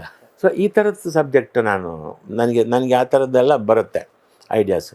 ಬಟ್ ಅದು ಈ ಪ್ರೊಡ್ಯೂಸರ್ಗಳಿಗೆ ಅದಕ್ಕೆ ಅರ್ಥ ಆಗಲ್ಲ, ಅವರಿಗೆ ಇದು ಸಮಸ್ಯೆ ಆಯಿತು. ಅದು ನೀವು ಉಪೇಂದ್ರ ಸಿನಿಮಾ ಬಗ್ಗೆ ಹೇಳ್ತಿದ್ದಂಗೆ, ಉಪೇಂದ್ರ ಆಗಿರ್ಬೋದು, ಆಗಿರ್ಬೋದು, ಅದು ಕೂಡ ಒಂದು ಉಪ್ಪಿ ಸರ್ ನೀವು ಹತ್ತಿರ ನೋಡಿರ್ಬೇಕಾದ್ರೆ ಅವ್ರಿಗೆ ಏನಕ್ಕೆ ಈ ಥರ ಥಾಟ್ಸ್ಗಳು ಬರುತ್ತೆ? ಅಂದರೆ ಕಾಮನ್ ಜನಕ್ಕೆ ಬರ್ದಿರೋ ಥಾಟ್ಸ್ ಅವ್ರಿಗೆ ಬರುತ್ತೆ, ಅದು ಅವ್ರು ಯೋಚನೆ ಮಾಡೋ ಆ್ಯಂಗಲ್ಲೇ ಬೇರೆ ಥರ. ಅವರು ಕಾಶಿ ಸರ್ ಮನೆಯಲ್ಲಿ ಅಸ್ಟೆಂಟ್ ಆಗಿದ್ದಾಗಲೂ ಕೂಡ ಅವರು ಹೇಳ್ತಿದ್ದ ಇದೆಲ್ಲ ಥಾಟ್ಸ್ ಎಲ್ಲ ಆ ಥರನೇ. ನನಗೆ ಅದು ತುಂಬ ಇನ್ಸ್ಪಿರೇಷನ್. ಅದು ಏನು ಬೇರೆಯೇ ಯೋಚನೆ ಮಾಡ್ತಾರಲ್ಲ ಇವರು ಅಂತ. ಒಂದು ಎಕ್ಸಾಂಪಲ್ ಏನಾದರೂ ಕೊಟ್ಟರೆ ಅವತ್ತಿನ ಕಾಲದ ಯಾವ್ದಾರ? ಆವಾಗ ಅವರು ಕಾಶಿಯವರಿಗೆ ಒಂದು ಸಬ್ಜೆಕ್ಟ್ ಮಾಡಿದರು. ಕಾಶಿಯವರಿಗೆ ಸಬ್ಜೆಕ್ಟ್ ಮಾಡಿದ್ದು ಅದೊಂದು ಡ್ರೀಮು, ಒಂದು ಕನಸು, ಮತ್ತು ಕನಸಿಂದ ಈ ಕಡೆ ಒಂದು ರಿಯಾಲಿಟಿ. ಓಕೆ. ಆ ರಿಯಾಲಿಟಿಯಲ್ಲಿ ಒಂಥರ ಇರ್ತಾನೆ, ಕನಸಲ್ಲಿ ಒಂಥರ ಇರ್ತಾನೆ. ಜನರಿಗೆ ಸ್ವಲ್ಪ ಕನ್ಫ್ಯೂಷನ್ ಮಾಡೋದು, ಯಾವುದು ಕನಸು ಯಾವುದು ರಿಯಾಲಿಟಿ. ಅದರಲ್ಲಿ ಕಾಮಿಡಿ, ಈ ಥರ ಒಂದು ಕತೆ ಮಾಡಿದ್ರು ಅವರು ಉಪ್ಪಿ. ಕೇಳ್ತಿದ್ರೆ ಎಷ್ಟು ಚೆನ್ನಾಗಿದೆ ಅಂದರೆ, ಈ ಕನಸಿನ ಪಯಣ ಕೂಡ ಲೂಸಿಯಾ ನೆನಪಾಗುತ್ತೆ ನಮಗೆ, ಇನ್ಸೆಪ್ಷನ್ ನೆನಪಾಗುತ್ತೆ ನಮಗೆ. ಉಪ್ಪಿ ಸರ್ ಅವತ್ತೇ ಅದನ್ನು ಯೋಚನೆ ಮಾಡಿ. ಹೌದು. ಈಗ ಲೂಸಿಯಾ ಅದು ಒಳ್ಳೆ ಥಾಟ್ ಅದು, ಬಟ್ ಅದು ಸೀರಿಯಸ್, ಫುಲ್ ಸೀರಿಯಸ್. ಇದು ಕಾಮಿಡಿ. ಇದು ಫುಲ್ ಕಾಮಿಡಿ. ಆ ಥರ ಎಲ್ಲ ಅವ್ರದ್ದು ಯೋಚನೆಗಳೆಲ್ಲ ಆ ಥರ ಡಿಫ್ರೆಂಟ್. ಅದು ನನಗೆ ಅದು ತುಂಬ ನನ್ನ ಮನಸ್ಸಲ್ಲಿ ಅದು ಕೂತಿರೋದು. ಆ ಉಪ್ಪಿ ಅವರ ಆ ಥಿಂಕಿಂಗ್ ಇದೆಯಲ್ಲ, ನನಗೆ ಅದು ಅಷ್ಟು ಬರಲ್ಲ. ಬಟ್ ನನ್ನದೇ ಒಂದು ಪ್ಯಾಟರ್ನಲ್ಲಿ ನಾನು ಒಂದು ಬೇರೆ ಥರ ಮಾಡಬಲ್ಲೆ. ಬಟ್ ಆದರೂ ಆ ಸಿನಿಮಾ ಮಾಡೇ ಇಲ್ಲ ಕೊನೆಗೂ, ಮಾಡೋಕ್ಕಾಗಲಿಲ್ಲ. ಆಗಲಿಲ್ಲ. ಇನ್ನು ಕಾಶಿನಾಥ್ ಸರ್ ಹೇಗೆ ಸರ್? ಯಾಕಂದ್ರೆ ನಮ್ಗೆ ಗೊತ್ತಿಲ್ಲ, ನಾವು ಸಿನಿಮಾಗಳಲ್ಲಿ ನೋಡಿರ್ಬೇಕಾದ್ರೆ ನಾನು ಒಂದೆರಡು ಬಾರಿ ಭೇಟಿ ಮಾಡಿದ್ದೆ ನಾನು ಮುಂಚೆ ಅವ್ರ ಮಾಧ್ಯಮದಲ್ಲಿದ್ದಾಗ, ಒಂದೆರಡು ಇಂಟರ್ವ್ಯೂ ವಿಚಾರದಲ್ಲಿ. ಬಟ್ ಅದು ಬಿಟ್ಟು ಸಿನಿಮಾಗಳಲ್ಲಿ ನೋಡಿದಾಗ ಈ ಒಳಗಡೆ ಅವ್ರದ್ದು ಹೇಗೆ ಅಂತಂದ್ರೆ ಸ್ವಲ್ಪ ಅಗ್ರೆಸಿವ್ ಆಗಿ ನಗಿಸೋ ಒಂದು ಪಾತ್ರಗಳು, ಚೆಚ್ಚರೋ ಹೊಡಿದವನ್ನ ಥರ ಹಂಗೆ ಮಾಡ್ಕೊಂಡು ನಗಿಸ್ತಾ ಇರ್ತಾರೆ ಅವ್ರ ಥರ. ಸೊ ನಿಮ್ಮ ಜೊತೆಲ್ಲ ಇದ್ದ ಕಾಶಿನಾಥ್ ಹಾಗೆ ಇದ್ರ ಹೇಗೆ? ಅಂದರೆ ತುಂಬ ಸ್ಟ್ರಿಕ್ಟ್ ಆಗಿದ್ರಾ ಕೆಲಸ ವಿಚಾರಗಳಲ್ಲಿ, ಅಥವಾ ತುಂಬ ಜೋವಿಯಲ್ಲ? ಇವತ್ತು ನೆನೆಸ್ಕೊಂಡ್ರೆ ಆಶ್ಚರ್ಯ ಆಗುತ್ತೆ. ಕಾಶಿ ಸರ್ ಹತ್ರ ಅವ್ರ ಮುಂದೆನೇ ಕೂತ್ಕೊಂಡು ಅವ್ರ ಮನೆಯಲ್ಲೇ ಇದ್ದು ಅವ್ರ ಹತ್ರ ಜಗಳ ಆಡಿದ್ದೀನಿ. ಹಾಂ, ಕೆಲವು ಲಿರಿಕ್ಸ್ ಬರೆದಾಗ ಅವರು ಈ ಥರ ಇರಲಿ ಅಂತಂದಾಗ, ಸರ್ ಡಬ್ಬ ಥರ ಇದೆ ಅದು ಬೇಡ ಸರ್, ಈ ಥರ ಇದು ಚೆನ್ನಾಗಿದೆ ಅಂತ, ಮನೋಹರ್ ನಿಮ್ಗೆ ಗೊತ್ತಾಗಲ್ಲ ಅಂತ ಹೇಳ್ಬಿಟ್ಟು ಆ ಥರ ಅವರು ಫ್ರೆಂಡ್ಲಿಯಾಗೇ ಇರ್ತಿದ್ರು. ಎಲ್ಲಿಯೂ ಕೋಪ ಮಾಡ್ಕೊಳ್ತಿರ್ಲಿಲ್ಲ. ನಾನೊಂದು ಸಲ ಅದೇನಾಯಿತು, ಶೂಟಿಂಗು ನಡೀತಾ ಇರುವಾಗ ರಸ್ತೆ ಸೀನಲ್ಲಿ ನಮ್ಮ ಅಸಿಸ್ಟೆಂಟ್ ಡೈರೆಕ್ಟ್ರು ಎಲ್ಲರನ್ನ ಅಲ್ಲಿ ಕ್ಲಿಯರ್ ಮಾಡ್ತಿದ್ರು, ಕ್ರೌಡ್ ಎಲ್ಲ ಕ್ಲಿಯರ್ ಮಾಡ್ತಿದ್ರು, ಯಾರು ಶೂಟಿಂಗ್ ಎದುರುಗಡೆ ಬರಬಾರ್ದು ಅಂತ ಇದು ಮಾಡ್ತಾರೆ. ನಾನು ಹೇಳಿದೆ, ಇದು ರಸ್ತೆ ಅಂದರೆ ಎಲ್ಲ ಜನ ಓಡಾಡ್ತಾ ಇರ್ತಾರೆ, ಕ್ರೌಡು. ಅದಕ್ಕೆ ಕಾಶಿ ಅವರು ಹೇಳಿದ್ರು, ಇಲ್ಲ ಅಮ್ಮನ ಅವ್ರು ಕ್ಯಾಮ್ರಾ ನೋಡ್ತಾರೆ, ಅವ್ರು ಸುಮ್ಮನೆ ಅವ್ರ ಪಾಡಿಗೆ ಓಡಾಡಿದ್ರೆ ಪರವಾಗಿಲ್ಲ, ಅವ್ರೇನು ಜೂನಿಯರ್ಸ್ ಅಲ್ಲ, ಕ್ಯಾಮ್ರಾ ನೋಡ್ಕೊಂಡು ಹೋಗ್ತಾರೆ ಅಂತ. ಸೊ ಅಲ್ಲಿ ಸ್ವಲ್ಪ ಆರ್ಗ್ಯುಮೆಂಟ್ ಆಯಿತು. ನಾನು ಕೋಪ ಮಾಡಿಕೊಂಡು ನಾವೆಲ್ಲ ಪ್ಯಾಕಪ್ ಆದಮೇಲೆ ಕಾಶಿಯವರ ಕಾರಲ್ಲಿ ನಾನು, ಅಸಿಸ್ಟೆಂಟು, ಕಾಶಿಯವರು ಹೀಗೆಲ್ಲ ಒಟ್ಟಿಗೆ ಹೋಗ್ಬೇಕಾಯಿತು. ನಾನು ಬರಲ್ಲ ಅಂತ ಕೂತ್ಬಿಟ್ಟೆ. ಕಾಶಿಯವ್ರಿಗೆ ಗೊತ್ತಾಯ್ತು ಇನ್ನು ಕೋಪ ಬಂದುಬಿಟ್ಟಿದೆ ಅಂತ. ಅವರು ಬಿಟ್ಟೋಗ್ಬಿಟ್ರು. ಆಮೇಲೆ ನಾನು ನಡ್ಕೊಂಡೇ ಬಂದೆ ಮನೆಗೆ. ತುಂಬ ದೂರ ಇರಲಿಲ್ಲ ಜಯನಗರದಿಂದ. ಆವಾಗ ಇಲ್ಲೆಲ್ಲ ಕಾಡುಗಳು, ಜಯನಗರನೇ ಇದು ಲಾಸ್ಟು. ಅಲ್ಲಿಂದ ನಂತರ ಬನಶಂಕರಿ ಎಲ್ಲ ಕಾಡೆ, ಬಟ್ ವಾಕೇಬಲ್ ಇರ್ತಿತ್ತಲ್ಲ. ಸೊ ಹಾಗಾಗಿ ಬಂದೆ, ಮನೆಗೂ ಹೋಗಿಲ್ಲ, ಸೀದಾ ನಮ್ಮ ಅಕ್ಕನ ಮನೆಗೆ ಹೋದೆ. ಹಿಂಗೆಲ್ಲ ಮಾಡಿದೆ. ನೆಕ್ಸ್ಟ್ ಡೇ ಶೂಟಿಂಗ್ ಬರಲೇಬೇಕಲ್ಲ, ಬಂದೆ. ನಾನೇ ಬಂದಾದಮೇಲೆ ಅವರು ನನ್ನ ಹತ್ರ ಮಾತಾಡ್ತಿರ್ಲಿಲ್ಲ. ಮನೋಹರಿಗೆ ಸಿಟ್ಟು ಬಂದಿದೆ ಅಂತ ಇನ್ನೊಬ್ಬರು ಇದ್ದರು, ಸುಕುಮಾರ್ ಪೆರೋಡೆ ಅಂತ, ಅವ್ರ ಥರ ಆ ಪೆರೋಡೆ ಇದು ಹೀಗೆ ಪೆರೋಡೆ ಹೀಗೆ. ಅದು ನನಗೆ ಮತ್ತು ಇದಾಯಿತು, ಸಾರಿ ಇನ್ಸಲ್ಟ್ ಆಯಿತು. ಸುಮ್ಮನೆ ಸಂಜೆ ಹೋಗೋಷ್ಟೊತ್ತಿಗೆ, ರೀ ಮನೋಹರ್ ಬನ್ನಿರಿ ಕೂತ್ಕೊಳ್ರಿ ಅಂತ ಕೂರಿಸ್ಕೊಂಡು ಆಮೇಲೆ ಮನೆ ಕರ್ಕೊಂಡೋಗಿ, ಮನೋಹರಿಗೆ ಮಾವಿನ ಹಣ್ಣು ಕೊಡಪ್ಪ ಅಂತ ಅವರ ಅಣ್ಣನಿಗೆ ಹೇಳಿ. ಸೊ ಈ ಥರ ಅವರು ಆ ಥರ ಒಂದು ತಮ್ಮಂದ್ರ ಥರ ನೋಡೋರು ಅಸಿಸ್ಟೆಂಟ್ಗಳನ್ನ, ಭಾಳ ಪ್ರೀತಿಯಿಂದ. ಆಮೇಲೆ ಪೇಮೆಂಟಲ್ಲಿ ಅಷ್ಟೇ, ನೋಡಪ್ಪ ನಾನು ಇಷ್ಟು ಕೊಡ್ತೀನಿ, ನಿನಗೆ ಒಪ್ಪಿಗೆ ಆದರೆ ಮಾಡು ಅಂತ. ಅದನ್ನು ಕರೆಕ್ಟಾಗಿ ಕೊಡೋರು, ಪೇಮೆಂಟೆಲ್ಲ ಕರೆಕ್ಟಾಗಿ ಕೊಡೋರು, ಒಳ್ಳೆ ಊಟ ಹಾಕ್ಸೋರು. ಸೊ ಕಾಶಿ ಸರ್ದು ಗುಣ ಅಂದರೆ ಅವ್ರಿಗೆ ಯಾವತ್ತಿಗೂ ಸೂಪರ್ ಹಿಟ್ ಆದರೂ ಕೂಡ ತಲೆಗೆ ಹತ್ತಿರಲಿಲ್ಲ ಅದು. ಜಂಬ ಅನ್ನೋದು ಬಂದೇ ಇಲ್ಲ ಅವರಿಗೆ, ಬರಲೇ ಇಲ್ಲ ಜಂಬ ಅನ್ನೋದು. ಆಮೇಲೆ ಡೌನ್ ಟು ಅರ್ತ್ ಯಾವಾಗಲೂ ಆ ಥರ ಇತ್ತು. ಸರ್ ನಿಮ್ಮ ಈ ಸಿನಿಮಾ ಮತ್ತು ನೀವು ಕಾಶಿನಾಥ್ ಸರ್ ಬಗ್ಗೆ ಹೇಳ್ತೀರಿ ಕೋಪ ಮಾಡಿಕೊಂಡೆ ಅಂತಲ್ಲ, ಅದೆಲ್ಲ ಕೇಳಿದಾಗ ನಿಮ್ಮ ಬಾಲ್ಯ ಹೇಗಿತ್ತು ಸರ್? ಈ ಸಿನಿಮಾ ಅನ್ನೋದು ನಿಮಗೆ ಹೇಗೆ ಅದು ಅಟ್ರ್ಯಾಕ್ಟ್ ಮಾಡಿರೋದು? ಬರವಣಿಗೆ ಆಗಿರ್ಬೋದು, ಯಾಕೆ ಬರಬೇಕು ಅನ್ನಿಸ್ತು ಸಿನಿಮಾ ರಂಗಕ್ಕೆ? ಸಿನಿಮಾ ಸುತ್ತಮುತ್ತ ಏನಾದರೂ ಆ ಥರ ಇದ್ವ ಘಟನೆಗಳು? ನಮ್ಮಲ್ಲಿ ಒಂದು ಕೃಷ್ಣ ಟಾಕೀಸ್ ಅಂತಿತ್ತು ನನ್ನ ಬಾಲ್ಯದಲ್ಲಿ. ವಿಟ್ಲ ಅಂತ ಒಂದು ಊರು. ನಮ್ಮ ತಂದೆಯವರು ಆರ್ಮಿಯಲ್ಲಿ ಇದ್ದವರು, ರಿಟೈರ್ಡ್ ಆಗಿ ಮನೆಯಲ್ಲಿದ್ದರು. ಇದಕ್ಕೆ ಗೇಣಿ ವಸೂಲಿಗೆ ಹೋಗಿ ಬರೋರು. ಅಲ್ಲಿ ಆ ಗೇಣಿ ಕೊಡೋ ಬದಲು ಅವರಿಗೆ ಈ ಗೇರು ಹಣ್ಣಿದ್ದು ಅರಕ ಅದು ಕೂಡಿಸಿ ಕಳಿಸೋರು. ಅವರು ಗದ್ದೆ ಬದಿಯಲ್ಲಿ ಬೀಳೋರು, ಬಿದ್ದಾಗ ಅವ್ರ ಹಿಂದೆನೇ ಬಂದು ಜೇಬಿಂದ ಚಿಲ್ಲರೆ ಕಾಸು ತೊಗೊಂಡೋಗೋರು. ಈ ಥರ ಎಲ್ಲ ಮಾಡ್ತಿದ್ರು. ನಮ್ಮ ಅಕ್ಕನಿಗೆ ಯಾರೋ ಹೇಳ್ಕೊಳ್ಸೋರು, ನಿಮ್ಮ ತಂದೆ ಅಲ್ಲಿ ಬಿದ್ದಿದ ಅಂತ. ನಮ್ಮ ಅಕ್ಕ ಪಾಪ ಅವ್ರು ಎತ್ತಕ್ಕಾಗತ್ತಾ, ಅವ್ರಿವ್ರ ಸಹಾಯ ತೊಗೊಂಡು ಈ ಥರ ಎಲ್ಲ. ನಮ್ಮ ತಂದೆಯವರಂದರೆ ತುಂಬ ಮುಲಾಜು, ಸಾಫ್ಟ್ ಮನುಷ್ಯ, ಎಲ್ರಿಗೂ ಹೆಲ್ಪ್ ಮಾಡೋರು, ಆ ಥರದವರು. ಅವರು ನನ್ನನ್ನು ಬೆಳೆಸಿದ್ದು ಅಂದರೆ ನನಗೆ ಈ ನಮ್ಮಕ್ಕ ಹೋಮ್ವರ್ಕ್ ಮಾಡಿದಾಗ ಆ ಚಿತ್ರ ನೋಡ್ಕೊಂಡು ನಾನು ಚಿತ್ರ ಬರಿತಾಯಿದ್ದೆ. ಅದನ್ನು ನೋಡಿ ನಮ್ಮಪ್ಪ ಡ್ರಾಯಿಂಗ್ ಬರೀತಾನೆ ಅಂದ್ಬಿಟ್ಟು ಚಂದಮಾಮ ಬಾಲಮಿತ್ರ ಅಂತ ಮಕ್ಕಳ ಪತ್ರಿಕೆ ಇದ್ದಾಗ ಚಂದಮಾಮ ಬಾಲಮಿತ್ರ ಅಂತ ಇತ್ತು 2 ಪತ್ರಿಕೆ. ಅದು ಚೆನ್ನೈಯಲ್ಲಿ ಪ್ರಿಂಟಾಗಿ ಬರೋದು. ಸೊ ಅಲ್ಲಿ ಆ ಪತ್ರಿಕೆ ನಾನು ತಂದುಕೊಡೋರು, ಅದು ಪುಸ್ತಕ ತಂದುಕೊಡೋರು, ಈ ಚಿತ್ರ ಬರಿ ಅಂತ ನನಗೆ ಆಮೇಲೆ ಅಕ್ಷರ ಓದಿಸಿ ಎಲ್ಲ ಮಾಡಿ ನನ್ನನ್ನು ಓದೋ ಹುಚ್ಚು ಹಿಡಿಸಿದರು. ಸೊ ಅಲ್ಲಿಂದ ನಂತರ ನಾನು ಆ ಕಾಲದಲ್ಲಿದ್ದಂಥ ಪತ್ರಿಕೆ ಜನಪ್ರಗತಿ, ಪ್ರಪಂಚ, ಪ್ರಜಾಮತ ಮತ್ತು ಈ ಚಂದಮಾಮ ಬಾಲಮಿತ್ರ ಇದೆಲ್ಲ ಮನೆಗೆ ತಂದು ಇದು ಓದು ನವಭಾರತ ಅಂತ ಒಂದು ಪತ್ರಿಕೆ ದಿನಪತ್ರಿಕೆ ಇತ್ತು, ಅದನ್ನು ಕೊಡ್ತಿದ್ರು. ನನಗೆ ಓದಿಸಿ ಓದೋ ಹುಚ್ಚು ಹಿಡಿಸಿದ್ರು. ಅದು ನನಗೆ ಈ ಸಾಹಿತ್ಯದ ಬಗ್ಗೆ ಈ ವಾರಪತ್ರಿಕೆಗಳಲ್ಲಿ ಆವಾಗ ಜಿ ಪಿ ರಾಜರತ್ನಂ ಅವ್ರದ್ದು, KS ನರಸಿಂಹಸ್ವಾಮಿ ಅವ್ರದ್ದು, ಆಮೇಲೆ ದಿನಕರ ದೇಸಾಯಿ ಅವ್ರದ್ದು ಚುಟುಕಗಳು ಪದ್ಯಗಳೆಲ್ಲ ಬರ್ತಿತ್ತಲ್ಲ, ಅದೆಲ್ಲ ಓದ್ತಿದ್ದೆ. ಅದೆಲ್ಲ ಓದಿ ನನಗೇನೋ ಒಂದು ನಾನು ಈ ಥರ ಬರಿಬೇಕು ಅಂತ ಮನಸ್ಸಿಗೆ ಇದಾಗೋದು. ಸೊ ಹೈಸ್ಕೂಲಿಗೆ ಬಂದಾಗ ಸ್ವಲ್ಪ ಮೆಚುರಿಟಿ, ಸಿನಿಮಾ ಹುಚ್ಚು ಜಾಸ್ತಿ ಆಯಿತು ನನಗೆ. ಅಷ್ಟೊತ್ತಿಗಾಗಲೇ ನಮ್ಮ ತಂದೆ ತೀರ್ಕೊಂಡಿದ್ರು.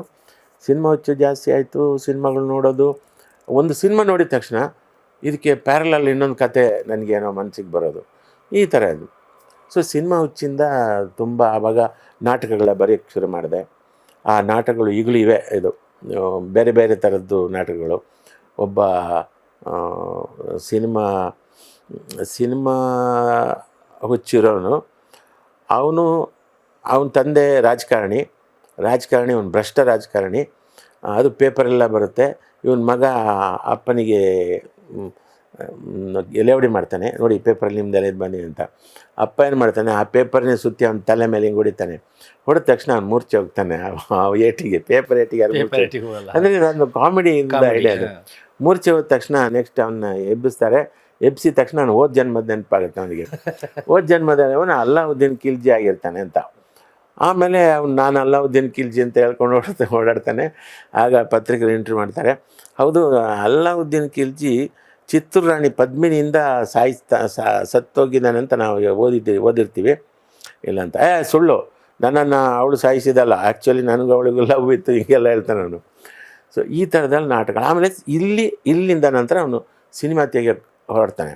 ಸಿನಿಮಾ ಹೊಡೆದಾಗ ಸಿನಿಮಾದಲ್ಲಿ ಏನೇನು ಆವಾಗ ಈ ಮೋಸಗಳು ನಡೀತಾ ಇತ್ತು, ಇವತ್ತಿಗೂ ಅದೇ ಮೋಸಗಳು ನಡೀತಾವೆ ದೊಡ್ಡ ಮಟ್ಟದಲ್ಲಿ.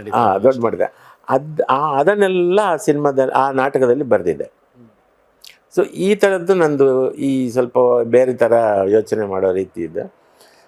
ಸೊ ಅಂದರೆ ಆ ಸಿನಿಮಾ ಹುಚ್ಚಿಂದ ಅದು ನನಗೆ ಬೆಂಗಳೂರಿಗೆ ಬಂದಾಗ ನಮ್ಮ ಅಕ್ಕ ಅವ್ರಿಗೆ ಕೆಲಸ ಸಿಕ್ತು. ಬೆಂಗಳೂರಲ್ಲಿ ನಾವು ಸೆಟ್ಲ್ ಆದ್ವಿ, ನಾನು, ಅಮ್ಮ, ಅಕ್ಕ. ಇಲ್ಲಿ ಜನವಾಣಿಯಲ್ಲಿ ಕೆಲಸ ಸಿಕ್ತು ನನಗೆ. ಆ ಜನವಾಣಿ ಅಂತ ಒಂದು ಪತ್ರಿಕೆ ಇತ್ತು, ಈವ್ನಿಂಗ್ ಡೈಲಿ. ಅಲ್ಲಿ ನಾನು ಕಾರ್ಟೂನಿಸ್ಟ್ ಆಗಿ ಸೇರಿಕೊಂಡೆ, ಪ್ರೂಫ್ ರೀಡರ್ ಆಗಿ ಸೇರಿಕೊಂಡೆ. ಈ ಪ್ರೂಫ್ ರೀಡರ್ ಆಗಿದ್ದು ನನಗೆ ಎಷ್ಟು ಹೆಲ್ಪ್ ಆಯಿತು ಅಂತಂದರೆ, ಡೈಲಿ ಪ್ರಿಂಟ್ ಮಿಸ್ಟೇಕನ್ನೆಲ್ಲ ತಿದ್ದ ಪ್ರತಿ ನ್ಯೂಸ್ ಓದಬೇಕಾಗಿತ್ತು. ವರ್ಲ್ಡ್ ನ್ಯೂಸು, ಬೇರೆ ನ್ಯೂಸು, ಯಾವುದೋ ಒಂದು ದುರ್ಘಟನೆ ಆಗಲಿ, ಒಂದು ಆಟ್ರೋಸಿಟಿ ಆಗಿರಲಿ, ಒಂದು ವರ್ಲ್ಡ್ ಸುದ್ದಿ ಆಗಲಿ, ಎಲ್ಲ ಓದೋದು ಆ ನಾಲೆಡ್ಜ್ ಬರ್ತಾಯಿತ್ತು ನನಗೆ. ಅದು ಗಾಂಧಿನಗರದಲ್ಲಿ ಆಫೀಸ್ ಇದ್ದಿದ್ದರಿಂದ ಅಲ್ಲಿಗೆ ಸಿನಿಮಾದವರೆಲ್ಲ ಬರೋಕ್ಕೆ ಶುರು ಮಾಡಿದ್ರು. ಅವರಿಗೆ ಪ್ರಚಾರ ಬೇಕಲ್ಲ, ಆವಾಗ ಒಂದು ಪತ್ರಿಕೆ ಆಫೀಸಿಗೆ ಹೋಗಿ ಇದು ಮಾಡಬೇಕು, ಫೋನ್ ಇಲ್ಲ, ಯಾವುದು ಸ್ಟುಡಿಯೋಗಳು ಇರಲಿಲ್ಲ ಆಗ. ಸೊ ಹಾಗೆ ಶಂಕರನಾದ ಅರವಿಂದ್ ಅವರು ಆವಾಗ ಅಪರಿಚಿತ ಸಿನಿಮಾ ರಿಲೀಸ್ ಆಗಿತ್ತು. ಆ ಸಿನಿಮಾ ನಾನು ನೋಡಿ ನನ್ನ ಥರ ಥ್ರಿಲ್ ಆಗಿದ್ದೆ. ಎಷ್ಟು ಚೆನ್ನಾಗಿದೆ ಇದು, ಯಾರು ಡೈರೆಕ್ಟ್ರು, ಕಾಶಿನಾಥ್ ಅಂತ, ಅವ್ರನ್ನ ಮೀಟ್ ಮಾಡಬೇಕು ಅಂತ. ಅದೇ ಟೈಮಿಗೆ ಇವರು ಬಂದರು ನಮ್ಮ ಆಫೀಸಿಗೆ.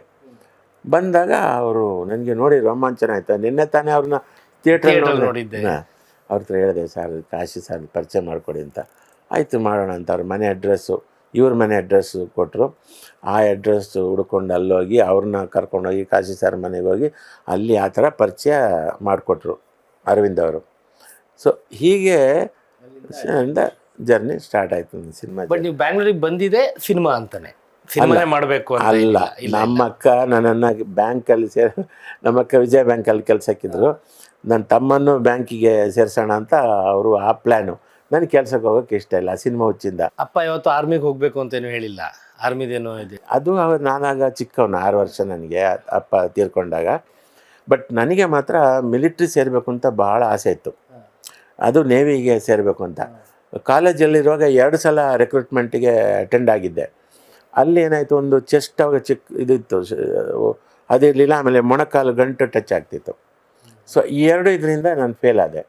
ಮತ್ತೆ ಅದನ್ನೆಲ್ಲ ಪ್ರಯತ್ನ ಮಾಡಿ ನಿಲ್ಲುವಾಗೆಲ್ಲ ಗಂಟು ಟಚ್ ಆಗದ ರೀತಿಯಲ್ಲಿ ನಿಲ್ಲೋದು, ಮತ್ತು ಜಿಮ್ಮಿಗೆ ಹೋಗೋದು, ಇದೆಲ್ಲ ಮಾಡಿಕೊಂಡು ಮತ್ತೆ ಇನ್ನೊಂದು ರಿಕ್ರೂಟ್ಮೆಂಟಿಗೆ ಹೋಗೋದು.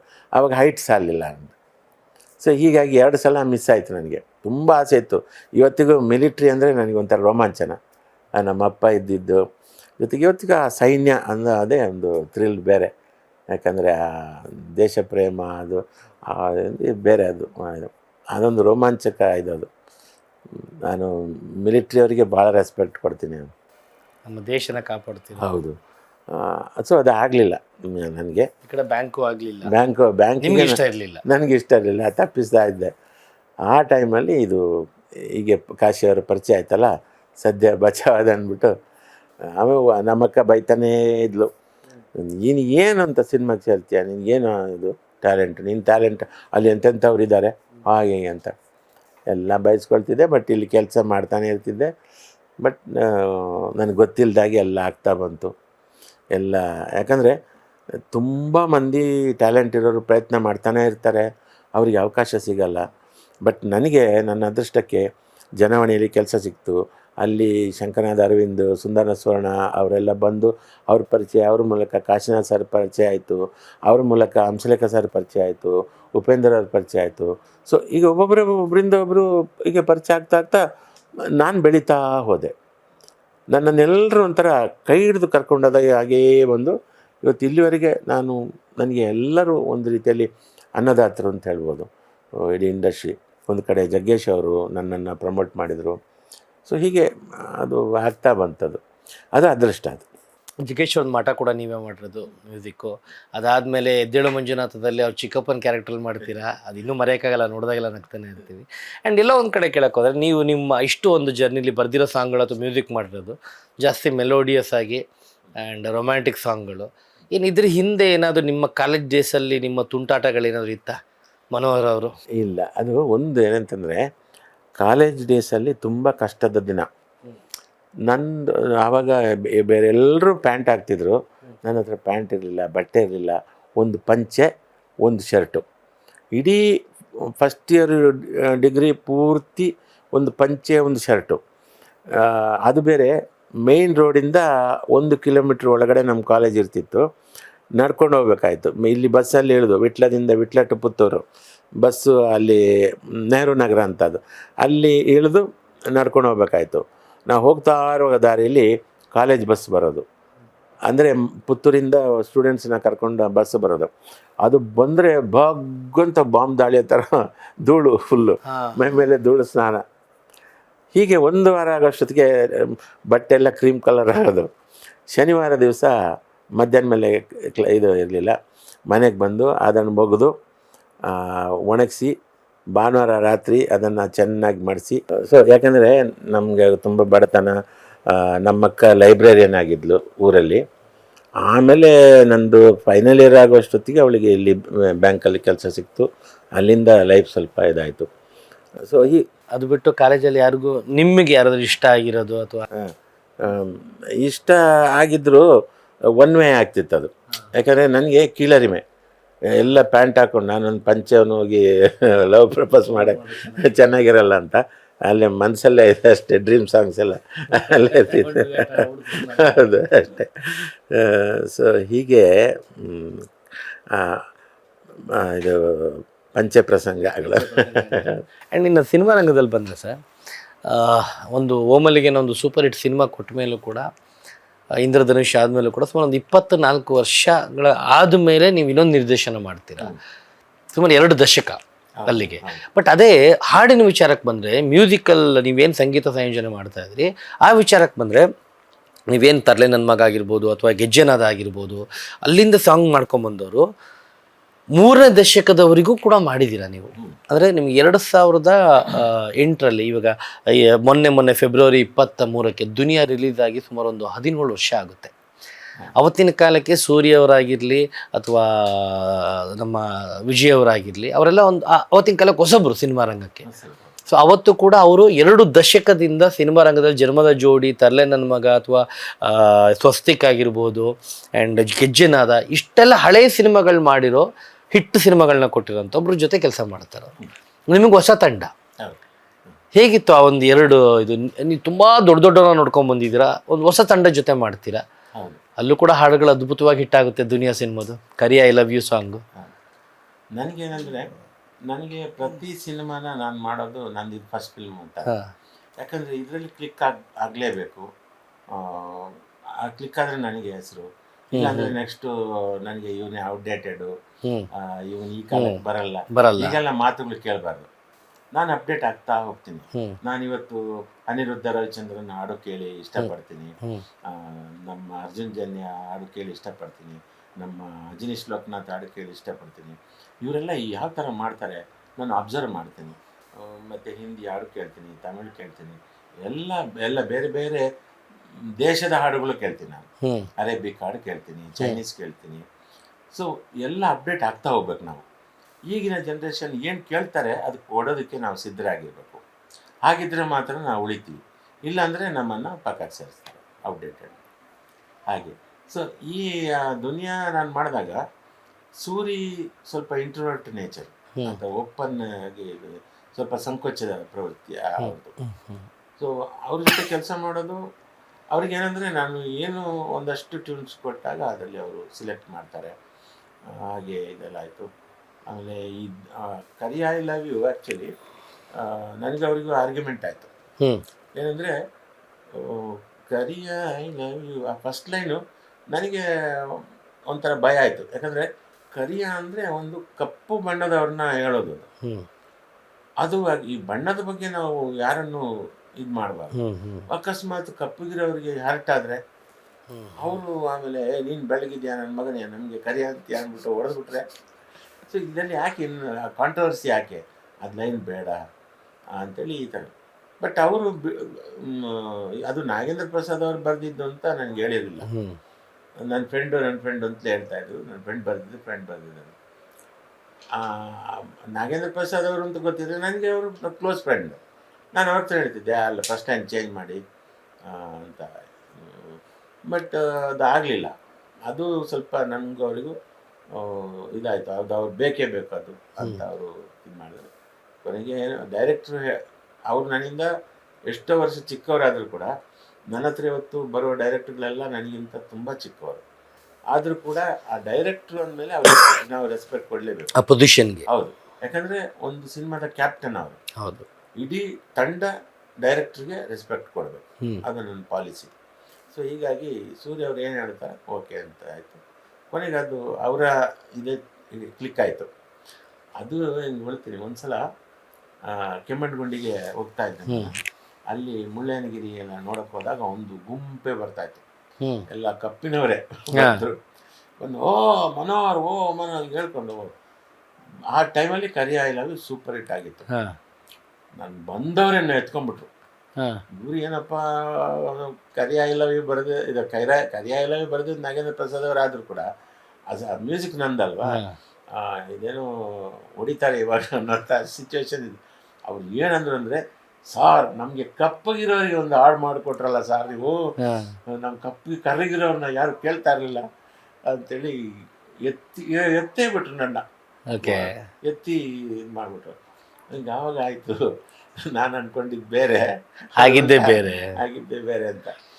ಸೊ ಹೀಗೆ ಇನ್ನು ಕಿರಾತಕದ್ದು ಅದಾದಮೇಲೆ ಕಿರಾತಕ ಇದಾಯಿತು. ಅವರು ಪ್ರದೀಪ್ ರಾಜು ಯಶ್ ಅವರು ಕಾಂಬಿನೇಷನ್. ಸೊ ಅದು ಯಶ್ ಅವ್ರ ಜೊತೆ ನನಗೆ ಎರಡನೇ ಕಾಂಬಿನೇಷನ್. ಒಂದು ಕಳ್ರಸ್ ಅಂತೆ ಮಾಡಿದ್ರು. ಆ ಕಳ್ರಸ್ ಅಂತೆಯಲ್ಲೂ ಸಾಂಗ್ಸ್ ಎಲ್ಲ ಚೆನ್ನಾಗಿ, ಒಂದು ಕಳ್ರಸ್ ಅಂತೆ ಅಂತೂ ಅದ್ಭುತವಾದ ಸಿನಿಮಾ ಅದು. ಅಗ್ನಿ ಶ್ರೀಧರ್ ಸರ್ ಅಷ್ಟು ಆ ಸ್ಕ್ರೀನ್ ಪ್ಲೇ ಡೈಲಾಗ್ಸ್ ಎಲ್ಲ ಅಷ್ಟು. ಆಮೇಲೆ ಸುಮ್ನಾ ಕಿತ್ತೂರ್ ಅವರು ಚೆನ್ನಾಗಿ ಡೈರೆಕ್ಷನ್ ಮಾಡಿದ್ರು. ಸೊ ಅದು ಅಷ್ಟೇ, ನನಗೆ ಪ್ರದೀಪ್ ರಾಜ್ ಅವರು ಫುಲ್ ಫ್ರೀಡಮ್ ಕೊಟ್ಟರು. ಸೊ ಯಶ್ ಹೊಸ ಹೀರೋ ಅಲ್ವಾ, ಹಾಗಾಗಿ ಏನಾದರೂ ಒಂದು ಡಿಫ್ರೆಂಟಾಗಿ ಮಾಡಬೇಕು. ನೀನು ಒಳ್ಳೆ ಡ್ಯಾನ್ಸರ್ ಕೂಡ, ಅದ್ಭುತ ಡ್ಯಾನ್ಸರು. ಹೌದಾ, ಆ ಒಂದು ಸಾಂಗ್ ಇದೆಯಲ್ಲ, ಶ್ರೀರಂಗಪಟ್ಟಣ ರಂಗಂತಿತ್ತು ದಂಡಕ ನಕ ನಕ ನಕ. ದಂಡಕ ದಂಡಕ ದಂಡ ದಂಡಕ ದಂಡ ದಂಡಕ ದಂಡ ಅಂದ ದಂಡಕ ದಂಡ ದಂಡಕ ದಂಡ ದಂಡಕ ದಂಡ ಅಂದ. ಅದಕ್ಕೆ ಡಿಫ್ರೆಂಟಾಗಿ ಡ್ಯಾನ್ಸ್ ಮಾಡಿದ್ರು ಯಶ್. ಹೌದು. ಸುಮಾರು ಇಷ್ಟು ವರ್ಷದಲ್ಲಿ ಸುಮಾರು 160 ಸಿನಿಮಾಗಳಿಗೆ ಮ್ಯೂಸಿಕ್ ಮಾಡಿದ್ದೀರಾ. ಇತ್ತೀಚೆಗೆ ಹೊಸ ಮ್ಯೂಸಿಕ್ ಡೈರೆಕ್ಟ್ರು ಇನ್ನೂ ಮ್ಯೂಸಿಕ್ ಮಾಡೇ ಇರಲ್ಲ, ಆಲ್ರೆಡಿ ಸ್ಟುಡಿಯೋ ಇರುತ್ತೆ ಅವ್ರ ಹತ್ರ. ಮನೇಲೆ ಒಂದು ಸ್ಟುಡಿಯೋ ಇಲ್ಲ, ಬೇರೆ ಕಡೆ ಒಂದು ಸ್ಟುಡಿಯೋ ಮಾಡ್ಕೊಂಡು ಕಂಪೋಸಿಂಗ್ ಮಾಡ್ಕೊಂಡು ಮಾಡ್ತಾ ಇರ್ತಾರೆ. ಮನೋಹರ್ ಸರ್ ಇಷ್ಟು ಸಿನಿಮಾಗಳು ಮಾಡೋದು ಸ್ವಂತ ಸ್ಟುಡಿಯೋ ಅಂತ ಮಾಡ್ಕೊಂಡಿಲ್ಲ. ಇದು ಒಂದು ಆ ರೆಕಾರ್ಡಿಂಗ್ ಟೆಕ್ನಾಲಜಿ ಇದೆಯಲ್ಲ, ಅದು ಸ್ವಲ್ಪ ಕಷ್ಟ, ನನ್ನ ತಲೆಗೆ ಅದೆಲ್ಲ ಹೋಗಲ್ಲ ಅಷ್ಟು. ಜೊತೆಗೆ ಬೇಸಿಕಲಿ ಸೋಂಬೇರಿ ನಾನು. ಎಲ್ಲ ತಿಳ್ಕೊಳಕ್ಕೆ ಹೋಗಲ್ಲ ನನಗೆ. ಅಂದರೆ ಟ್ಯೂನ್ ಮಾಡ್ತೀನಿ, ಟ್ಯೂನ್ಸ್ ಬರ್ತಾ ಇರುತ್ತೆ, ಸಾಹಿತ್ಯ ಕೂಡ ಬರೆಯೋದು ಏನೋ ಹೊಡಿತಾ ಇರುತ್ತೆ. ನಂದು ಗುರುಕಿರಣ್ ಅವ್ರದ್ದು ಕಾಂಬಿನೇಷನ್ನು ತುಂಬ ಎಲ್ಲ ಡಿಫ್ರೆಂಟ್ ಲಿರಿಕ್ಸ್ ಎಲ್ಲ ಅವರಿಗೆ ಜಾಸ್ತಿ ಬರೆದಿದ್ದು ನಾನು. ಈಗ ಅದ್ರ ಬಗ್ಗೆ ಮಾತ್ರ ಯೋಚನೆ ಮಾಡ್ತೀನಿ ನಾನು. ಸ್ಟುಡಿಯೋ ಮಾಡಿದ ಮೇಲೆ ಸ್ಟುಡಿಯೋ ಮೇಂಟೈನ್ ಮಾಡೋದು, ಒಬ್ಬ ಹುಡುಗ ಬೇಕು, ಕಾಫಿ ಟೀ ತರೋನು ಬೇಕು, ಗುಡಿಸೋರು, ಇದು ಮಾಡೋರು, ಎಂಜಿನಿಯರ್ ಸ್ಯಾಲ್ರಿ ಎಲ್ಲ ನಾನೇ ಕಲ್ತಿದ್ರೆ ಓಕೆ. ನಾವು ಈಗಿನ ಹುಡುಗರೆಲ್ಲ ಅವರು ಟೆಕ್ನಿಕಲಿ ರೆಡಿಯಾಗಿ ಬರೋರು. ಹಾಗಾಗಿ ಅವರ ಮನೆಯಲ್ಲಿ ಅವರು ಇದು ಒಂದು ಕಂಪ್ಯೂಟ್ರ್ ಇಟ್ಕೊಂಡು ಸ್ಟುಡಿಯೋ ರೆಕಾರ್ಡಿಂಗ್ ಫೆಸಿಲಿಟಿ ಎಲ್ಲ ಇಟ್ಕೊಂಡು ಮಾಡೋರು. ನನಗೆ ಅಷ್ಟೆಲ್ಲ ಮಾಡೋಕ್ಕೆ ನಾನು ಆ ವ್ಯವಧಾನ ಇಲ್ಲ, ಬರೀ ದುಡಿಯೋದೇ ಆಗೋಯ್ತು ನಂದು. ಆ್ಯಂಡ್ ನಾನು ಕೇಳ್ಪಟ್ಟಿದ್ದೀನಿ ಸುಮಾರು 2,500 ಹಾಡುಗಳು ಬರೆದಿದ್ದೀರಾ. ಎಷ್ಟೋ ಜನ ಹಾಡುಗಳನ್ನ ಬರ್ಸ್ಕೊಂಡು ಮನೋಹರ್ ಅವ್ರಿಗೆ ದುಡ್ಡೇ ಕೊಟ್ಟಿಲ್ವಂತೆ, ಅವ್ರ ಮನೇಲಿ ಇನ್ನೂ ಸಾಕಷ್ಟು ಬೌನ್ಸ್ ಆಗಿರೋ ಚೆಕ್ಗಳಿದಾವಂತೆ. ಆ ಥರ ಬೇಕಾದಷ್ಟಿದೆ, ನಡೆದಿದೆ. ಸುಮಾರು ಚೆಕ್ಗಳು ಜಾಸ್ತಿ ಇಲ್ಲ, ಒಂದು 7-8 ಇರ್ಬೋದು. ದುಡ್ಡು ಕೊಡದೇ ಇರೋದು ತುಂಬ ಇದೆ. ಅದು ಒಂದು 2-3 ಸಲ ಕೇಳ್ತೀನಿ, ಆಮೇಲೆ ಅಷ್ಟೊತ್ತಿಗೆ ಇನ್ನೊಂದು ಯಾವುದೋ ಆಫರ್ ಬರುತ್ತಲ್ಲ, ಇದಷ್ಟೇ ಬಿಟ್ಬಿಡೋದು, ನೆಕ್ಸ್ಟ್ ನೋಡೋಣ ಅಂತ. ಈ ಥರ ಕೆಲವರು ಚೆನ್ನಾಗೇ ಕೊಟ್ಟಿದ್ದಾರೆ, ಕೆಲವರು ಕೊಟ್ಟಿಲ್ಲ. ಅದು ಸಿನಿಮಾದಲ್ಲಿ ಸಹಜ. ಮೇಕಿದಾಟ ಮರ ಕಡಿಯೋದ್ರ ವಿಷಯ. ಈಗ ರೇಪ್ ಕೇಸಲ್ಲಿ ಬಾಲ ಅಪರಾಧಿ ಅಂತ ಮಾಡ್ತಾನೆ. ಹೌದು, ರೇಪ್ ಮಾಡೋಕ್ಕೆ ಅವನು ಎಲಿಜಿಬಲ್ ಇದ್ದಾನೆ, ಅವನು ಬಾಲ ಅಪರಾಧಿ ಹೆಂಗಾಗ್ತಾನೆ? ಸೊ ಕಾನೂನಲ್ಲಿ ತಿದ್ದುಪಡಿ ಆಗಲೇಬೇಕು. ಆಮೇಲೆ ಇವತ್ತು 8ನೇ ಕ್ಲಾಸ್ ಮಕ್ಕಳು 7ನೇ ಕ್ಲಾಸ್ ಹುಡುಗಿನ ರೇಪ್ ಮಾಡಿ ಅವಳನ್ನ ನೇಣಾಕಿ ಆರಾಮಾಗಿ ಎಕ್ಸಾಮಿಗೆ ಬರೆಯೋ ಕೇಸು ನಡೆದಿದೆ. ಮೊನ್ನೆ ಇನ್ನೊಂದು ಚಿಕ್ಕ ಹುಡುಗಿನ ರೇಪ್ ಮಾಡಿದ್ದಾನೆ. ಅಂದರೆ ಆ ಕಾನೂನು ಈಗ ಬಾಲ ಅಪರಾಧ, ಬಾಲಕರು ಅಂದರೆ ನನ್ನ ದೃಷ್ಟಿಯಲ್ಲಿ 12 ವಯಸ್ಸು, 12ನೇ ವಯಸ್ಸಿವರೆಗೆ ಬಾಲಕರು. ಹೌದು. 12 ಆದಮೇಲೆ ಟೀನೇಜ್. ಅದು ಟೀನೇಜ್. ಹೌದು. 13ಇಂದ 19ವರೆಗೂ ಟೀನೇಜು, ಅಡಾಲಸೆಂಟ್ ಪೀರಿಯಡ್, ಬಾಲಕರಲ್ಲ. ಹೌದು. ಈ ಥರ ಏನಾದ್ರು ತಿದ್ದುಪಡಿ ಮಾಡಬೇಕು. ಇಲ್ಲಾಂದರೆ ಅದೆಲ್ಲ ನೆನೆಸ್ಕೊಂಡಾಗ ಅವಾಗ ನಿಮಗೆ ಕನ್ಸಿಡರ್ ಮಾಡಿಲ್ಲ ಅಂದರೆ ಇವ್ರು ತಪ್ಪುಗಳು ಮಾಡ್ತಾನೆ ಹೋಗ್ತಾರೆ, ಭಯ ಅನ್ನೋದಿರಲ್ಲ. ಭಯ ಇರಲ್ಲ. ಹೌದು. ಸೊ ಹೀಗಾಗಿ ಅದೆಲ್ಲ ನೆನೆಸ್ಕೊಂಡಾಗ ಕೋಪ ಬರುತ್ತೆ. ಚಿಕ್ಕ ಪುಟ್ಟ ತಪ್ಪಾದರೆ ಓಕೆ ಅನ್ಬೋದು, ಗೊತ್ತಿಲ್ಲದೆ ಮಾಡಿದ್ರು ಅನ್ಬೋದು. ಇವೆಲ್ಲ ಗೊತ್ತಿಲ್ಲದೆ ಮಾಡೋ ತಪ್ಪುಗಳಲ್ವಲ್ಲ. ಸೊ ಇದೆಲ್ಲ ನೋಡಿದಾಗ ಸಿಟ್ಟು ಬರುತ್ತೆ, ಎಲ್ಲ ಬರುತ್ತೆ ನನಗೂ. ಆದರೆ ಕೆಲವು ಸಲ ಏನಾಗಿ ಇದು ಯೂಸ್ ಇಲ್ಲ ಅಂದಾಗ ನಾನು ಸುಮ್ಮನೆ ಇರ್ತೀನಿ. ಈಗ ನಾನು ಸಾಫ್ಟ್ ಅಲ್ಲ, ನನ್ನಲ್ಲೂ ಆ ಒಂದು ರೋಷ ಇದೆಲ್ಲ ಇದೆ. ಬಟ್ ಅದೆಲ್ಲ ಎಕ್ಸ್ಪ್ರೆಸ್ ಮಾಡೋದ್ರಿಂದ ಯೂಸ್ ಇಲ್ಲ, ಏನು ಉಪಯೋಗ? ಸುಮ್ಮನೆ ವಾಟ್ಸಪ್ಪಲ್ಲಿ ಅವ್ರನ್ನ ಬೈಯೋದು ಇವ್ರನ್ನ ಬೈಯೋದು, ಅದು ವೇಸ್ಟ್. ಅದರಿಂದ ಏನೂ ಆಗಲ್ಲ. ಇಲ್ಲಿ ಏನೇನು ಆಗುತ್ತೋ ಅದ್ರ ಪಾಡಿಗೆ ಆಗ್ತಾ ಇರುತ್ತೆ. ಒಂದು ಅರಾಜಕತೆ ಇದೆ ಇಲ್ಲಿ. ಯಾವುದು ಒಂದು ಯಾರ ಥರ ದುಡ್ಡು ಇದೆಯೋ ಅವ್ರು ಮಾಡಿದ್ದೇ ಇಲ್ಲಿ ರೂಲ್ಸು, ಅವ್ರು ಮಾಡಿದ್ದೆ. ಅದೆಲ್ಲ ನೆನೆಸ್ಕೊಂಡಾಗ ನೋವಾಗುತ್ತೆ, ಸಿಟ್ಟು ಬರುತ್ತೆ. ಬದಲಾಗಬೇಕು ಈ ವ್ಯವಸ್ಥೆಗಳೆಲ್ಲ. ಈ ವ್ಯವಸ್ಥೆ ಬದಲಾಗಕ್ಕಾಗಲ್ಲ. ಉಪ್ಪಿ ಸಾರ್ ಎಲ್ಲ ಒಂದ್ ಕಡೆ ಪ್ರಜಾಕೀಯ ಮಾಡ್ತೀವಿ ಅಂತಾರೆ, ಅವ್ರು ಹೇಳೋ ಒಂದು ಆ್ಯಕ್ಚುಲಿ ತುಂಬ ಒಳ್ಳೆ ಅದ್ಭುತ. ಹೌದು, ಒಳ್ಳೆ ಕಾನ್ಸೆಪ್ಟು. ನಮ್ಮ ಜನಕ್ಕೆ ಬೇಡ. ಜನ ಅಷ್ಟು ಭ್ರಷ್ಟರಾಗಿದ್ದಾರೆ ಜನ. ಹೌದು, ಕರೆಕ್ಟ್. ನೀವು ಹೇಳ್ತಾ ಇರೋದು ನಿಜ ನಿಮಗೆ.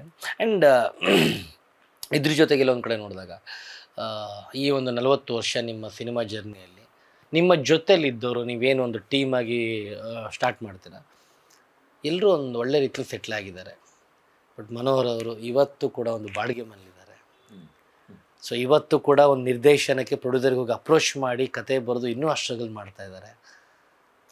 ಈಗ ಅವರು ನನ್ನ ಸ್ನೇಹಿತರೆಲ್ಲ ಏನಂದರೆ, ಅವರು ಮ್ಯೂಸಿಕ್ಕು ಯಾರೆಲ್ಲ ಗುರುಕಿರಣ್ ಇರ್ಬೋದು, ಹರಿಕೃಷ್ಣ, ಅರ್ಜುನ್ ಜನ್ಯ, ಅವರು ಒಂದು ಫೀಲ್ಡಲ್ಲಿ ಅವರು ಅದರಲ್ಲೇ ಕಾನ್ಸಂಟ್ರೇಟ್ ಮಾಡಿ ಸೆಟ್ಲಾದರು.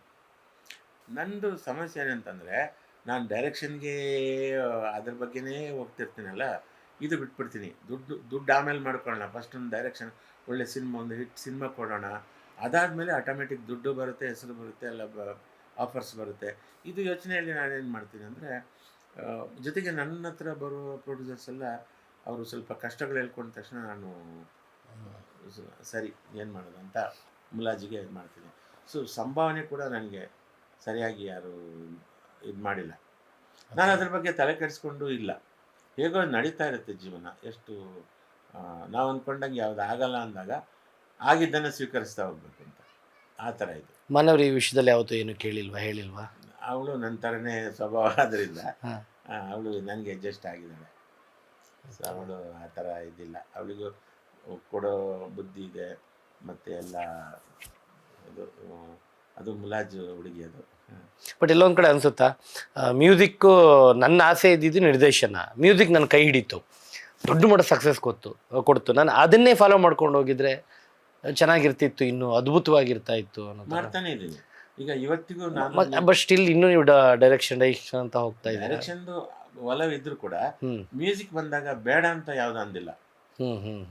ಆದರೆ ಬಜೆಟ್, ಸಣ್ಣ ಬಜೆಟ್ಟು, ಹೊಸಬ್ರದ್ದು. ನನಗೇನು ಅಂತಂದರೆ, ಒಂದು ದುನಿಯಾ ಆವತ್ತಿನ ಸಣ್ಣ ಬಜೆಟ್ಟು, ಹೊಸಬ್ರು, ಅದು ಕ್ಲಿಕ್ ಆದರು. ಹಾಗಾಗಿ ಯಾರನ್ನು ಅಂಡರ್ ಎಸ್ಟಿಮೇಟ್ ಮಾಡೋಕ್ಕಾಗಲ್ಲ. ಸಿನಿಮಾದಲ್ಲಿ ಈಗ ಅವನಿಗೇನು ಬರುತ್ತೆ ರೀ, ಅವನು ದಡ್ಡ ರೀ, ಅವನು, ಈ ಮಾತುಗಳು ತುಂಬ ಇದೆ. ಅವರೆಲ್ಲ ಮೂರ್ಖರು, ಯಾರನ್ನು ಆ ಥರ ಹೇಳಬಾರ್ದು. ಇವತ್ತು ಒಬ್ಬ ಮೂರ್ಖ, ಇವರು ಹೇಳಿರುವಂಥ ಮೂರ್ಖ, ದಡ್ಡ ನಾಳೆ ಸೂಪರ್ ಹಿಟ್ ಕೊಡೋಕ್ಕೆ ಚಾನ್ಸಸ್ ಇದೆ. ಹಾಗಾಗಿ ಯಾರನ್ನು ನಾವು ಕೀಳಾಗಿ ಮಾತಾಡಬಾರ್ದು. ಹಾಗಾಗಿ ಒಬ್ಬ ಪ್ರೊಡ್ಯೂಸರು, ಡೈರೆಕ್ಟರ್ಗಳು ಕಮ್ಮಿ ಬಜೆಟ್ನವ್ರು ಬಂದರು ಅಂದ ತಕ್ಷಣ ನಾನು ಅವ್ರನ್ನ ನಾನು ಇದೆಲ್ಲ ಮಾಡಲ್ಲ ಅಂತ ಹೇಳಲ್ಲ. ಯಾಕಂದರೆ ಅದು ಕ್ಲಿಕ್ ಆಗಿಬಿಟ್ರೆ ಅಂತ. ಹೌದು, ಹೇಳೋಕ್ಕಾಗಲ್ಲ. ಬಟ್ ಬ್ಯಾಕ್ಗ್ರೌಂಡ್ ಮ್ಯೂಸಿಕ್ಕಿಗೆ ಅವ್ರು ಮತ್ತೆ ಬರ್ತಾರಲ್ಲ, ಆವಾಗ ಗೊತ್ತಾಗುತ್ತೆ, ಓ ಇದು ಬಂಡವಾಳ ಇಷ್ಟೇ ಅಂತ. ಆವಾಗ ತುಂಬ ಕೆಲವ್ರಿಗೆ ಬೈದಿದ್ದೀನಿ, ಬೈಸ್ಕೊಂಡಿದ್ದಾರೆ, ಏನು ಈ ಥರ ಮಾಡಿದ್ರಿ ಸಿನಿಮಾ, ಹಿಂಗೆಲ್ಲ ಇದೆಯಾ, ನೀವು ಓದಬೇಕಪ್ಪ, ತಿಳುವಳಿಕೆ, ಸ್ವಲ್ಪ ಪ್ರಪಂಚ ಜ್ಞಾನ ಇರಬೇಕು, ಹಿಂಗೆಲ್ಲ ನಡೆಯುತ್ತಾ ಅಂತೆಲ್ಲ ಬೈದು ಇದೆ. ಕತೆ ಹೇಳಿದಾಗಲೇ ಒಂಥರ ಇರುತ್ತೆ, ಮಾಡ್ಕೊಂಬಂದಾಗಲೇ ಇನ್ನೊಂದು ಥರ ಇರುತ್ತೆ, ಆ ಥರನೂ ಇರುತ್ತೆ, ಎಲ್ಲ ಥರ ಇರುತ್ತೆ. ಎಸ್ ಸರ್, ಕೊನೆಯದಾಗಿ ನಿಮ್ಮ ಒಪ್ಪಿ ಸರ್ ಅವರ UID ಸಾಂಗ್ ಕೇಳಿದ್ರೆ, ಅಜನೀಶ್ ಮಾಡಿರೋ ಸಾಂಗು ಡಿಫ್ರೆಂಟ್ ಆಗಿದೆ. ದೊಡ್ಡದು ಚಿಕ್ಕದು ಅಂತ ಒಂದು 30 ಸೆಕೆಂಡ್ ಬಿಟ್ಟರು. ಅದಾದ್ಮೇಲೆ ನಿನ್ನೆ ಈ ಟ್ರೋಲರ್ಸು ಅವರು ಇವ್ರದ್ದೆಲ್ಲ ಒಂದು ಟ್ರೋಲ್ ಮಾಡಿರೋ ಒಂದು ಸಾಂಗ್ ಬಿಟ್ಟರು. ಅದನ್ನು ಕೇಳಲಿಲ್ಲ. ಬಟ್ ಅಜನೀಶ್ ಅಂತೂ ತುಂಬ ಚೆನ್ನಾಗಿ ಸ್ಟಡಿ ಮಾಡ್ತಾನೆ. ಅವನು ಬ್ಯಾಕ್ಗ್ರೌಂಡ್ ಮ್ಯೂಸಿಕಲ್ಲಿ ಎಕ್ಸ್ಪರ್ಟ್. ಅಜನೀಶ್ ತುಂಬ ಚೆನ್ನಾಗಿ ಮಾಡ್ತಾನೆ. ಒಂಥರ ಇದರಲ್ಲೂ ಚೆನ್ನಾಗಿ ಕೊಡ್ಬೋದು. ಆಮೇಲೆ ನನಗೊಂದು ಖುಷಿ ಅಂದರೆ, UIಯಲ್ಲಿ ನಾನು ಒಂದು ಸಣ್ಣ ಪಾತ್ರ ಮಾಡಿದ್ದೆ. ಓಕೆ. ಸೊ ಆ್ಯಂಡ್ ಜೊತೆಗೆ ಮಜಾ ಟಾಕೀಸಲ್ಲಿ ನೀವು ಕಾಣಿಸ್ಕೊತಾ ಇದ್ರಿ, ಮಜಾ ಟಾಕೀಸು ಇಲ್ಲ, ನೀವು ಕಾಣಿಸ್ಕೊತಾ ಇಲ್ಲ. ನೀವು ಜನನ ಎಷ್ಟು ಮಿಸ್ ಮಾಡ್ಕೊತಾ ಇದ್ದೀರಾ, ಅಥವಾ ಅಲ್ಲಿ ಹೋದಾಗ ಜನ ಎಷ್ಟು ನಿಮ್ಮನ್ನ ಮಜಾ ಟಾಕೀಸ್ ಭಟ್ರನ್ನ ಮಿಸ್ ಮಾಡ್ಕೊತಾ ಇದ್ದಾರೆ? ಅಯ್ಯೋ, ಓದೋದಲ್ಲೆಲ್ಲ ಮಜಾ ಟಾಕೀಸನ್ನ ಯಾರೂ ಮರ್ತಿಲ್ಲ. ಅವರು ತುಂಬ ಇವತ್ತಿಗೂ ಖುಷಿ ಪಡ್ಕೊಂಡು, ನನಗೆ ಮಜಾ ಟಾಕೀಸ್ ಇನ್ನೊಂದು ಪುನರ್ಜನ್ಮ ಕೊಟ್ಟಂಥದ್ದು.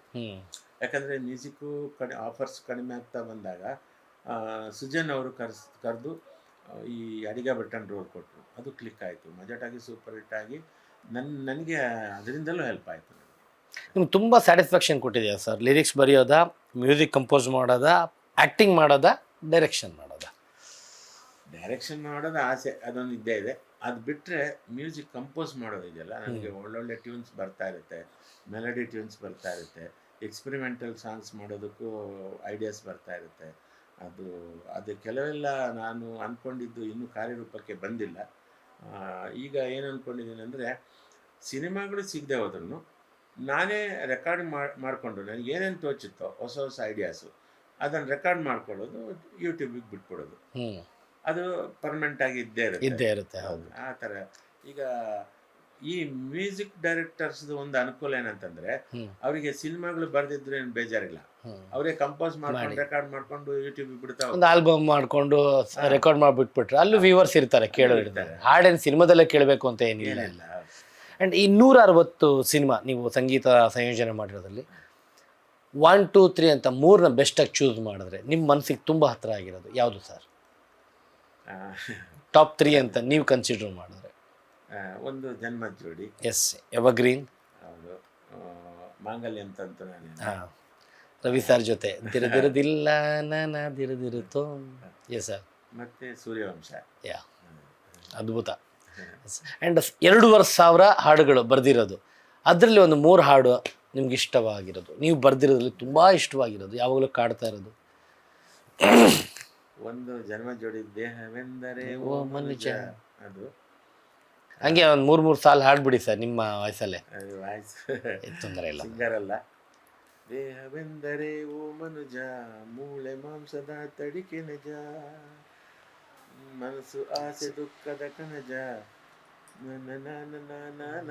Yes sir, super super. ಅದು ಇನ್ನೊಂದು ಹಾಡು, ಮಲಗು ಮಲಗು ಚಾರುಣತೆ ನಿನಗೂ ನೆರಳಿದೆ, ನಿನಗೆ ನಾನು ನನಗೆ ನೀನು, ನಿನಗೆ ನಾನು ನನಗೆ ನೀನು. ಅದು ಅದಾದಮೇಲೆ ಜೀವ ಜೀವ ಸೇರಿಸೋ ಒಲವೇ ರಂಗೋಲಿ, ಲಾ ಲಾ ಲಾ ಲಾ ಲಾ ಲಾ ಲಾ ಚೆಲುವೆ ರಂಗೋಲಿ. ಇದು ನನಗೆ ಇಷ್ಟವಾದ ಇದು. ಎಲ್ಲವೂ ಇಷ್ಟ. ಖಂಡಿತ, ಯಾಕಂದರೆ ಎಲ್ಲ ಹಾಡುಗಳನ್ನೂ ನಾವು ಕೇಳಿದ್ದೀವಿ, ಕೇಳ್ತಾನೆ ಇರ್ತೀವಿ, ಇನ್ನೂ ಕೇಳ್ತಿದ್ದೀವಿ, ಮುಂದಿನ ಜನ್ರೇಷನ್ ಕೂಡ ಕೇಳುತ್ತೆ. ಸೊ ನಿಮ್ಮ ಈ ಜರ್ನಿ ಇನ್ನು ಮುಂದಕ್ಕೆ ಸರ್. ಈ 160 ಇನ್ನೂ ಆಗಲಿ. ಎಟ್ ಎ ಟೈಮ್ ನೀವು ಮ್ಯೂಸಿಕ್ಕು ಮಾಡಿ, ಹಾಡು ಬರೀರಿ, ಆ್ಯಂಡ್ ಜೊತೆಗೆ ನಿಮ್ಮ ಕನಸು ಏನಿದೆಯಲ್ಲ ಆದಷ್ಟು ಬೇಗ ಒಂದೊಳ್ಳೆ ಸಿನಿಮಾಕ್ಕೆ ಒಂದು ಸ್ಕ್ರಿಪ್ಟ್ ಕೂಡ ರೆಡಿ ಮಾಡ್ಕೊಂಡಿದ್ದೀರಾ. ದಯವಿಟ್ಟು ಅದು ಆದಷ್ಟು ಬೇಗ ಶುರುವಾಗಿ ಜನರೆದುರುಗಡೆ ಬಂದು ನಿಮ್ಗೆ ಅತಿ ದೊಡ್ಡ ಸಕ್ಸಸ್ ನಿರ್ದೇಶನದಲ್ಲಿ ಸಿಗಲಿ ಅಂತ ಆ ದೇವರಲ್ಲಿ ನಾನು ಕೇಳ್ಕೊತೀನಿ ಸರ್. ಆ್ಯಕ್ಚುಲಿ ತುಂಬ ಖುಷಿ ಆಗ್ತಾ ಇದೆ ಕೇಳೋದಕ್ಕೆ. ಇಲ್ಲ, ಅದಾಗಲಿ, ತಥಾಸ್ತು ಅಂತ ಅನ್ಲಿ. ಡೆಫಿನೆಟ್ಲಿ ಹಾಗೆ ಆಗುತ್ತೆ. ಧನ್ಯವಾದಗಳು ಸರ್, ನಿಮ್ಮೊಂದು ಟೈಮ್ ಕೊಟ್ಟಿರೋದಕ್ಕೆ ತುಂಬ ಹೃದಯ ಧನ್ಯವಾದಗಳು ಸರ್. ಸಿಗೋಣ ಮತ್ತೆ. Thank you sir. ಎಲ್ಲ ವೀಕ್ಷಕರಿಗೂ ನನ್ನ ಶುಭ ಹಾರೈಕೆಗಳು. ಎಸ್ ಸ್ನೇಹಿತರೆ, ನಿಜವಾಗ್ಲೂ ತುಂಬ ಖುಷಿ ಆಯಿತು. ಯಾಕೆಂದರೆ ನಾವು ಚಿಕ್ಕವಾಗಿರ್ಬೇಕಾದ್ರೆ ಸಿನಿಮಾಗಳು ನೋಡಿದಾಗ, ಹಾಡುಗಳನ್ನ ಕೇಳಿಸ್ಕೊಂಡಾಗ ಅಥವಾ ಹಾಡುಗಳನ್ನ ನೋಡಿದಾಗ ಎಷ್ಟೋ ಸಲ ನಮಗೆ ಇದ್ರ ಹಿಂದೆ ಒಬ್ರು ಯಾರೋ ಹಾಡು ಬರೀತಾರೆ, ಇನ್ನೊಬ್ರು ಮ್ಯೂಸಿಕ್ ಕಂಪೋಸ್ ಮಾಡ್ತಾರೆ, ಇದು ಯಾವುದೂ ನಮ್ಮ ಗಮನಕ್ಕೆ ಗೊತ್ತಿರಲ್ಲ, ಅದ್ರ ಬಗ್ಗೆ ನಮ್ಗೆ ಐಡಿಯಾನೂ ಇರಲ್ಲ. ಹೀರೋನೇ ಹಾಡು ಹೇಳ್ತಾ ಇದ್ದಾರೆ, ಹೀರೋನೇ ಲಿರಿಕ್ಸ್ ಬರ್ದಿರ್ತಾರೆ. ಸೊ ಮಾತ್ರ ಇರುತ್ತೆ. ಬೆಳೀತಾ ಆಮೇಲೆ ಬಂದಮೇಲೆ ಸಿನಿಮಾ ಹಿಂದುಗಡೆ ಎಷ್ಟು ಕಷ್ಟ ಇರುತ್ತೆ, ಯಾರೆಲ್ಲ ಕಷ್ಟಪಟ್ಟಿರ್ತಾರೆ, ಈ ಹಾಡು ಯಾರು ಬರೆದಿದ್ದಾರೆ, ಯಾರು ಮ್ಯೂಸಿಕ್ ಮಾಡಿದ್ದಾರೆ, ಇದೆಲ್ಲ ಆಮೇಲೆ ಗೊತ್ತಾಗ್ತಾ ಹೋಗುತ್ತೆ. ಹಾಗೆ ಗೊತ್ತಾದಾಗ ನಿಜವಾಗ್ಲೂ ಮನೋಹರ್ ಸರ್ ಮೇಲೆ ಆದಷ್ಟು ದೊಡ್ಡ ಮಟ್ಟದ ಒಂದು ಗೌರವ, ಪ್ರೀತಿ ಇತ್ತು. ಯಾಕಂದ್ರೆ ಅವ್ರ ಹಾಡುಗಳನ್ನ ಸಾಕಷ್ಟು ಬಾರಿ ಕೇಳಿದ್ದೀನಿ, ಕೇಳ್ತಾನೆ ಇರ್ತೀನಿ. ಸೊ ನೀವು ಕೇಳಿರ್ತೀರ. ಈ ಒಂದು ಸಂದರ್ಶನ ನನಗಂತೂ ಅತ್ಯಂತ ಖುಷಿ ಕೊಟ್ಟಿರೋ ಸಂದರ್ಶನ. ನಿಮಗೂ ಇಷ್ಟ ಆಯಿತು ಅಂತ ಭಾವಿಸ್ತೀನಿ. ನೋಡ್ತಾ ಇರಿ ಸ್ಪೀಡ್ ಪ್ಲಸ್ ಕರ್ನಾಟಕ. ಇದು ನಿಮ್ಮಿಂದ ನಿಮಗಾಗಿ, ನಿಮಗೋಸ್ಕರ. ಮತ್ತೆ ಸಿಗೋಣ. ನಮಸ್ಕಾರ. Speed plus Karnataka.